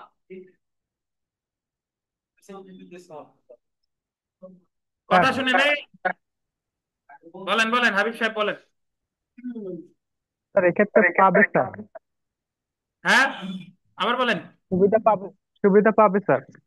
কেন পাবে, ব্যাখ্যা দেন। স্যার এক্ষেত্রে রাষ্ট্রদ্রোহিতা হইলেও এটা শাস্তি মৃত্যুদণ্ড না, 124 ক অনুযায়ী সর্বোচ্চ শাস্তি যাবজ্জীবন কারাদণ্ড।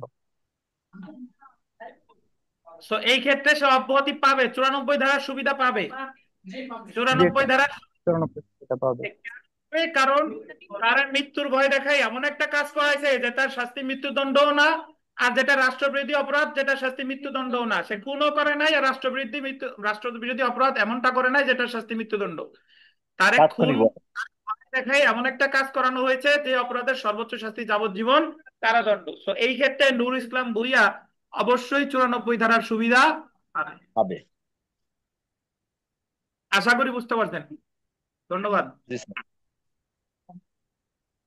আচ্ছা, আমরা 95 ধারাটা পড়ি, দেখেন। 95, আমরা প্রায় শেষ পর্যায়ে চলে আসছি, একটু পড়ি আজকের শেষ পর্যায়ে। সামান্য ক্ষতিকারক কার্য অপরাধ না। সামান্য ক্ষতিকারক কার্য অপরাধ না মানে হলো যে সাধারণত আমাদের ব্যক্তি জীবনে অনেক ক্ষেত্রে পিতামাতা সন্তানদের শাসন করে, শিক্ষকরা ছাত্রছাত্রীদের শাসন করে। এখন ওই শাসনটা বিরুদ্ধে এখন ফেলে যায় যদি বাপ মার বিরুদ্ধে মামলা করে, তাহলে সেটা যদি খুব সামান্য হয়, এটারে মানে পিতামাতা অব্যাহতি পাওয়ার হকদার কত ধারায়? 95 ধারায়। কিন্তু যদি আবার এরকম হয় যে মারতে মারতে একেবারে আত্মরা বানিয়ে ফেলছেন, হাত ভেঙে ফেলছেন, তাহলে কিন্তু আপনি 95 ধারার সুবিধা পাবেন না। দেখেন, কোনো কিছুই অপরাধ না যা কোনো অপরাধ সংগঠনের অভিপ্রায় ব্যতীত এবং কোনো ক্ষতি করার ইচ্ছা ছাড়া সংগঠন করা হয় এবং যা সামান্য প্রকৃতির ক্ষতিকারক কার্য হয়। বিচারিক নজির দেখেন, পিতা তার সন্তানকে সামান্য মারধর করলে বা গালাগালি করলে তা অপরাধ নয়, কেননা পারিবারিক জীবনে এরূপ ঘটনা অতি তুচ্ছ এবং সাধারণ বটে। বুঝছেন? বলেন যে স্যার আপনার কোর্স ফি তো 12,000, 10,000 দিছি আর 2,000 দিতে চাচ্ছি না, সামান্য ক্ষতিকারক কার্য কোনো অপরাধ না, বা 1,000 দিব না, এইটা বলেন না। সামান্য ক্ষতিকারক কার্য অপরাধ না। আবার বিথিকা দেখা গেল যে আরিফের হাতের উপর মানে আলামিনের হাতের উপর একটু ওই গরম পানি ফেলে বললো যে সামান্য ক্ষতিকারক কার্য অপরাধ না, এটা বলা যাবে না। আচ্ছা দেখেন, আমরা এই 2-এর কয়ের শেষ অংশে চলে আসছি, যে এছাড়াও আত্মরক্ষার্থে সম্পাদিত কার্য দণ্ডবিধির 96 থেকে 106 ধারা পর্যন্ত আত্মরক্ষা বা ব্যক্তিগত প্রতিরক্ষার অধিকার প্রয়োগে সাধিত কোনো কার্য অপরাধ বলে গণ্য হবে না। এই যে সাধারণ ব্যতিক্রম 76 থেকে 95 তো আছেই, 93 থেকে 106ও আছে। এখন গতবার প্রশ্ন আসছে ধরেন, বা তার আগের বার আসছে ধরেন, যে সাধারণ ব্যতিক্রম সমূহ কি, দণ্ডবিধির অধীন সাধারণ ব্যতিক্রম সমূহ আলোচনা করুন, নাম্বার মাত্র 10। এখন আপনি তো লেখা শুরু করছেন 1 ঘন্টা 15 মিনিটেও শেষ হয় না, মন চায় না যে কলমটা, যেহেতু পারি লিখতে থাকি। তো এরকম যদি হয় তাহলে কিন্তু আপনার পরীক্ষার 12টা ওই জায়গায় বাইরে গেছে। বুঝতে পারছেন? আমার বলতে পারেন যে স্যার তাহলে কতটুকু লিখবো, এই জায়গায় আমরা যেরকম সকল উদাহরণ দিয়ে দিয়ে পড়ছি, এত উদাহরণ দেওয়ার দরকার তাই আপনার টার্গেট থাকবে 10 মার্ক সমান সমান হলো 24 মিনিট। এই 24 মিনিটের মধ্যে আমার প্রশ্নের উত্তর শেষ করতে হবে, তাতে আমি যেটুকু লিখতে পারি না পারি, এর বেশি সময় লাগানো যাবে না। একটা বা দুটি উদাহরণ স্যার, দ্বারা হেডিং দিয়ে 2-4 কথা দিয়ে শেষ করে দিলেন এইভাবে, বুঝতে পারছেন? লিখে দিলাম। হ্যাঁ হ্যাঁ হ্যাঁ, আচ্ছা। আব্দুল ভাই, আমি উদাহরণস্বরূপ বলি যে আপনি এইভাবে করতে পারেন, যে আমার তো সবই লিখতে হবে, 76 আর 79 এক প্যারার মধ্যে ছেড়ে দিলাম, 87 88 89 এক প্যারার মধ্যে শেষ, 92 আলাদা বললাম, এইভাবে শেষ করে দিতে হবে আর কি, বুঝতে পারছেন? সব দ্বারা মানে জানবে যে আমি পারি। হ্যাঁ হ্যাঁ। তো ব্যতিক্রম প্রমাণের ভার দেখেন, এটা আসলে পড়ার কিছু নাই, যে এটা আর বিস্তারিত পড়তেছি না। আমাদের দণ্ডবিধিতে যত জায়গায় যত ব্যতিক্রম আছে, অপরাধ সংক্রান্ত যত জায়গায় যত ব্যতিক্রম আছে, এই ব্যতিক্রম গুলো প্রমাণ করবে অভিযুক্ত ব্যক্তি সাক্ষ্য আইনের 105 ধারায়। এই অভিযুক্ত ব্যক্তিকেই ব্যতিক্রম গুলো প্রমাণ করতে হবে। তো বাকি প্রশ্নগুলো আগামীকাল মিলাই দেবো, একটা পড়ছি বাকি সব হয়ে গেছে, বুঝতে পারছেন? 2-এর যে ক হয়ে গেছে, আগামীকাল আরো ইনশাল্লাহ বেশি পড়বো। দণ্ডবিধি আমরা খুব বেশি দিন লাগাবো না, খুব দ্রুত শেষ করতে হবে, এবং প্রতিদিনের পড়া প্রতিদিন শেষ করে ফেলবেন। আপনাদের পরীক্ষা আছে 9 তারিখে, এটা খেয়াল রাখবেন, আর আগামীকাল সকাল 10টায় পড়া। তো এই হলো কথা। আর খাতা একটু দেরি হয়ে গেছে, দিয়ে দেবো, সমস্যা নাই। এই আর কি, ধৈর্য ধরে পড়তে থাকেন। আর গ্রুপে দেওয়া সাক্ষ্য আইনের নোট দিছি, এটা ডাউনলোড করে নিয়ে তিনি আমাদের ক্লাসগুলো শুনে থাকেন। আপনারা যারা এখনো কোচিং এর সাথে মানে ভিডিও দেখেন, তারা যদি মন চায় আমাদের সাথে করতে পারেন, নোট নিতে পারেন, এই আর কি। এক্ষেত্রে আর্থিক সমস্যা কোনো সমস্যা না, আমার সাথে পারপালে আলাপ করেন। ধন্যবাদ, ভালো থাকেন, আল্লাহ হাফেজ।